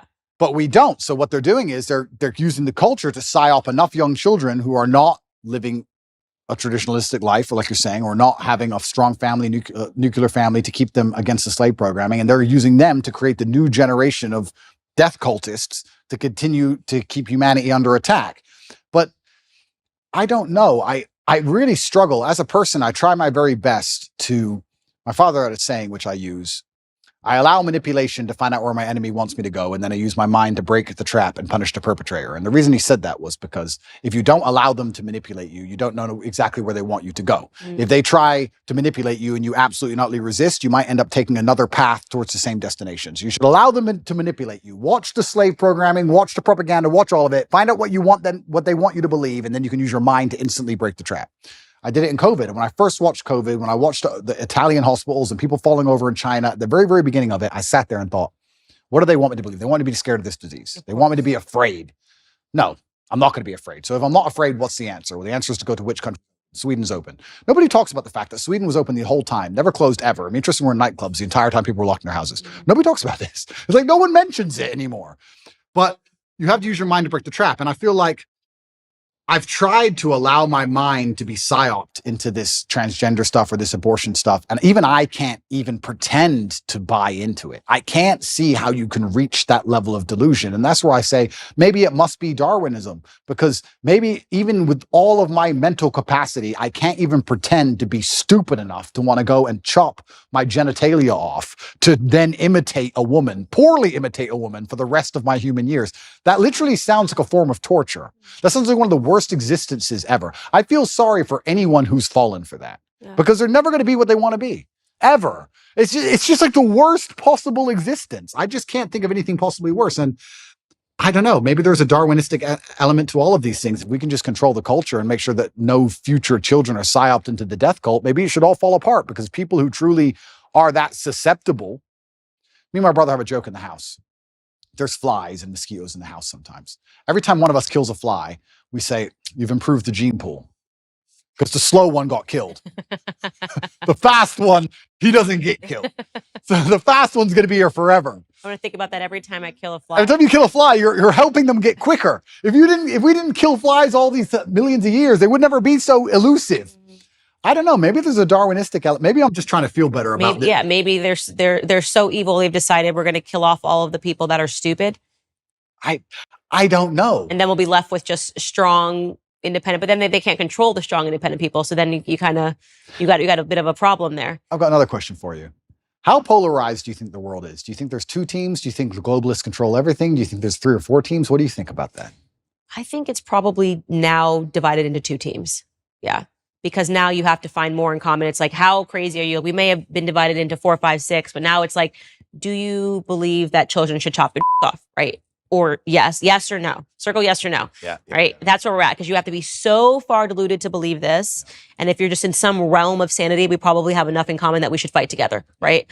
Just because like they're going after the kids now. It's like, and I think that is really where we got divided into 2 categories, where it's like you're either pro going after the children or you're against going after the children. And it's remarkable how many people are pro letting them go after the children. It's kind of scary, but that's where we're at. I think it's now pretty much 2 camps. It used to be more. I think so also. And then within you, obviously, there's little battles, and to me, they're meaningless. Yep. I think maybe I'm saying that because I'm a mom, and now so there's nothing more important to me than protecting children and worrying about what my children are going to face.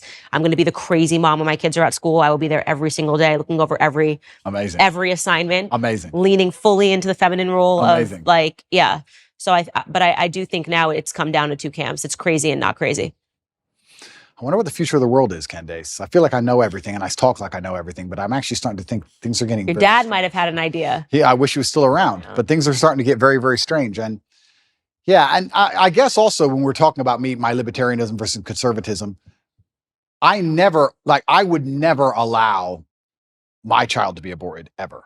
I do think it's heinous and disgusting, but I will be honest with you. When I see people trying that hard to kill their kids, I'm kind of like, I'm not gonna lie. Maybe that's the libertarianism in me. Maybe, I don't know, but I'm just like, there's got to be a Darwinistic element to some of these things. I don't think they should happen. I would love to stop them all. I believe that all life is precious. I think it's heinous. I don't think that anyone should chop off any of their body parts either. But it does get to a point where it's just like, if you're that desperate to damage your own life and damage yourself, am I the person who's going to fight for you? I don't know. Well, these women are broken and they're brainwashed. And I like to think that if they hear the right message, something in the same way that I think a lot of broken men heard you say something and it woke something up inside of them. Very true. I think that they can land on my message and they can hear it and go, wait a second, that thing that was killed inside of me systematically from the school system and made me think that what it meant to be a woman was to be a whore, because that's kind of the message that's going out right now. 100%. To be a whore and hate children, which is the opposite of what it means to be a woman. Agreed. Then when they hear something and I talk about how aspirational family is and something is, or how much I love being a mother and then I think inside of them, something spiritual happens where they go, wait a second, I think that's actually what I am. Yep. I've been conditioned to believe I'm this, but actually this is what I am.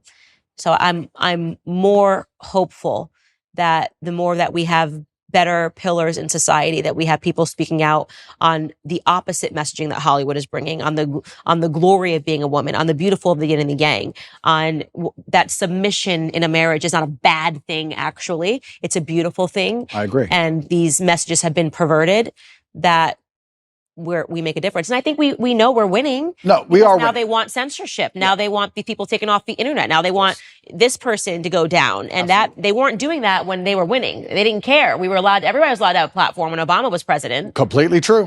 We are winning. And I just think it's an unfortunate of the human condition that people don't really like to learn lessons the easy way. They have to learn them the very hard way. And it's very difficult for us to sometimes sit and tell people the truth, and they just don't want to learn it until it's too late. I like to think that these women who hold up these I lost 10 babies, I killed 10 babies signs will one day wake up and feel very sad about what they've done. And they will definitely. And it's possible. Right? And it's possible. And I think even time will show them, God will show them with time.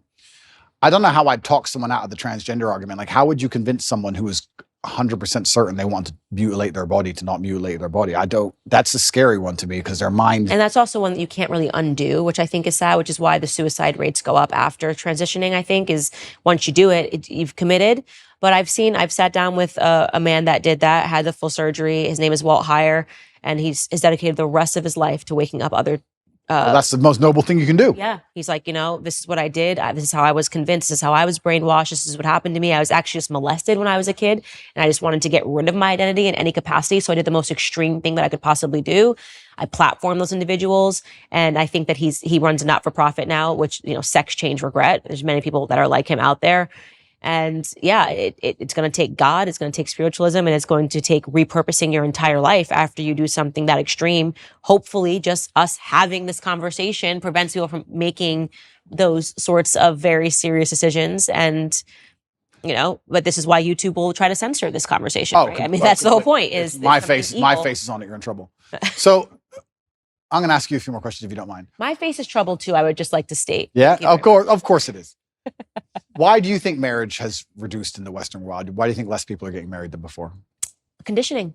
It's all about social conditioning, and it's about the feminist messaging. Going back to our conversation about the matriarchy, they've totally conditioned women to believe that marriage is a trap, that you are going to be unhappy, that you are going to be sacrificing your freedom, when in reality, I got more freedom than I ever had when I became married, because I finally became a secure woman. Yeah. I knew what my purpose in life was when I had children. Yeah. Everything else is so stupid and meaningless. How could you think you were going to find your purpose at the bottom of a Red Bull vodka at One Oak, Candace? You know what I mean? How could you think that? Well, because that's what Hollywood told me. That's what I saw on MTV. Yeah. And I thought that was all aspirational. I look at those women, I think they're miserable. I look at these women that are still finding their freedom. I say, find the number one feminist that and ask yourself a question. Do you think she's happy? Completely. Chasing her career. Do you think Chelsea Handler's happy? Never. Right? And the answer is no. And so I'm lucky that I got that wake-up call. I'm blessed that I got married. I'm blessed that I have, 3 children now with this one on the way. And the more that I can talk about how happy and fulfilled I am for the first time in my life, right? Not when I was drinking and pretending to be happy, but for the first time I actually am happy. And I got those things by finally realizing that the message that those things were going to constrain me was utterly false and was meant to put me down a path of misery. Why do you think men are not getting married? That's women. Do you think men have something to do with it as well? Same thing. I think, well, first and foremost, and I speak out on this, women are not desirable right now. Everyone's a Kim Kardashian clone. I asked you earlier, what don't men want? And you said promiscuity. Well, that seems about the only thing that's being offered right now. When I open my Instagram and I've got butt cheeks and I'm going, people are like, I don't understand why no one wants to marry. This woman's been married 4 times. I'm like, well, I can understand it, because even if men think they want it in the short term, when you see a girl, she's half naked, she looks good. Yeah, sure. You probably do want to have sex with her. I bet you're wired that way. You're hardwired that way. Yeah. But then what happens after you have sex with her and you realize that so did 20 other dudes 100%. In the same week, you don't want her. You nailed it. You absolutely not only nailed it. And this is where we're in such a difficult, it's a race to the bottom between the two genders, right? Yeah. As the women act worse, the men act worse by extension. Yeah. Because if you're going to be moral in an immoral world, you're going to end up wrecked. Right. So it's getting harder and harder. So we have to kind of fix one of the genders first. Women aren't desirable right now, as in the Western Hemisphere as a whole. And of course, finding a wife is hard.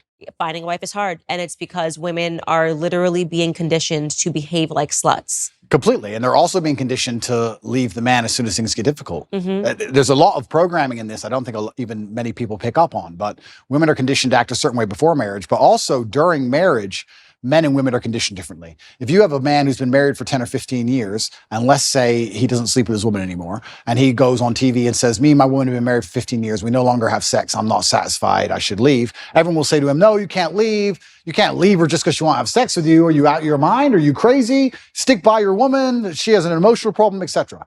If you had a woman who said, I've been married for 15 years, I've been with him, I'm not attracted anymore, I don't have sex with him anymore. You deserve freedom. You can go get someone else. Why are you putting up with this? His feelings aren't your responsibility. So it's actually very interesting. Also, the psyop happens post-marriage. Women are also attacked post-marriage to not try, not stick around, not worry about their husband's needs. Speaking to your point, one thing I speak to the young women that follow me about is making an effort after you get married. This idea, I was reading this ridiculous column, Ask Jane, where a guy was writing in earnest saying, I love my wife. She's a wonderful mother to our children. We've been married.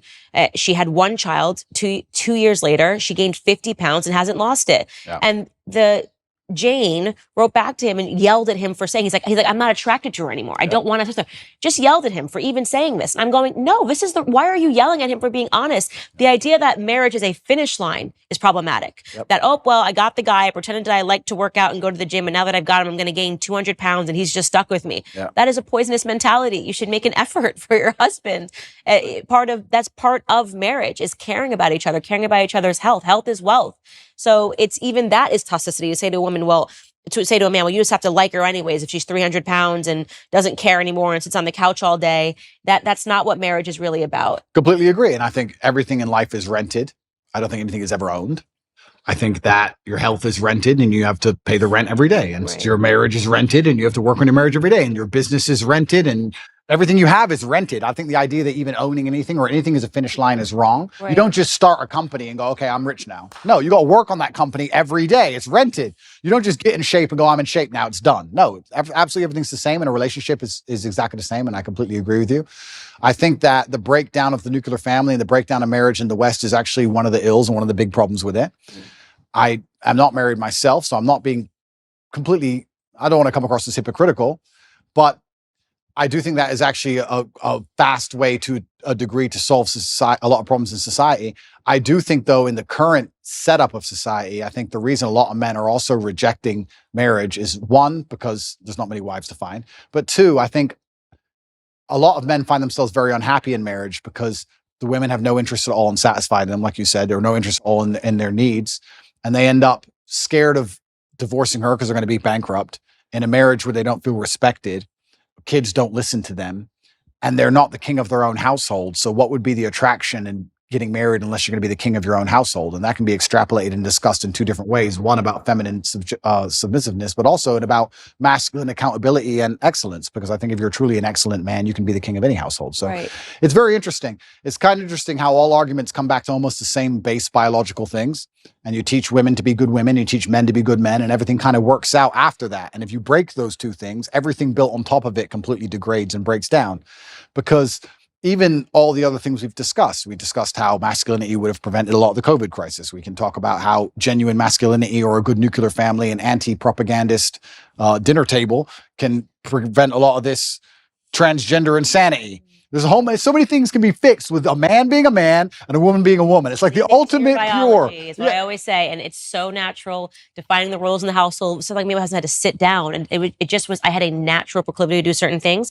I always give the greatest example. When a baby is born, the men don't know what to do for the first. You just need your girls. They just are. What do I do? And I remember, thinking about every diaper size, transitioning, what clothes he needed, what onesies, all of the stuff. George, not there. I think Georgie must have been, that's my son's name, Georgie, must have been 2 months old. And I said something I don't even know what I said to George, but I had realized that George had already opened his college account, things that when I tell you, my brain I was just like, where are you? I'm sitting here thinking about the day to day. He's thinking about his future. 100%. I don't even know when I would have. I think still to this day, George is now 2.5. I still would not have opened an account for him. It just is not where my brain was. 100%. And so I love telling that story because it just speaks to how different. I'm like, did you try to feed him? He's like, I don't know why he's crying. I'm like, have you tried giving him food? And then he's like, I've already sorted out his bank account. So when he turns 18, I'm like, where are you? Men and women are different, and it's beautiful. Those differences are beautiful. Completely. The sex differences are a beautiful thing. Our instincts are beautiful, and we need to stop shunning them in this society. I love being a woman. I love that my husband's a man. We shouldn't be making someone feel badly about being a woman. We shouldn't make someone feel badly about being a man. Well, absolutely. And if I had to be pessimistic about why they're doing it, pessimistic and also very realistic, they want to cause absolute chaos and confusion, because during chaos and confusion, you can implement anything. Of course, slavery. It's slavery, right? People will give up their freedom for only one thing, and that's safety. So they have to inject chaos and they have to inject confusion, and they want us confused at every level.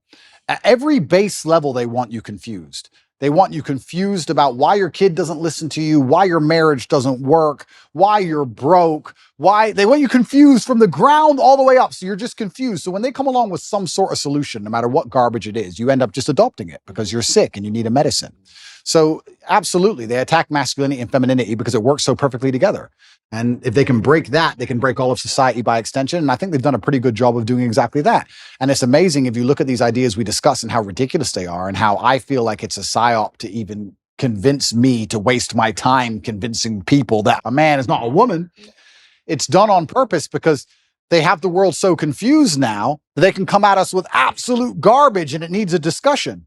If we had the basis of masculinity and femininity in the household, how much harder would the transgender argument be to implement? Think about it. Well, she's a woman, I'm a man. No. But now they got people thinking we're all the same. It doesn't matter.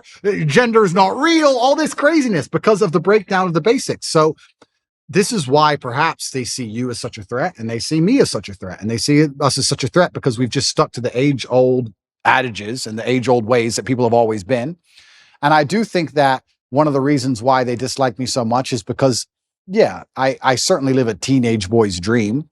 But if you want to inspire the next generation, how else are you going to do it, right? You have to have the fancy car and the big yacht and all these things. And by inspiring these men to stand up and think for themselves and resist the slave mind, it's doing genuine damage to their slave agenda. Genuine damage to their slave agenda. And I think that that's why I especially ended up targeted. I truly believe that's what's happening. I think there is an element of it that it's you've captivated young men, and that is a very important demographic in order to sustain an enslaved population. Is you need to poison men, and I think 100%.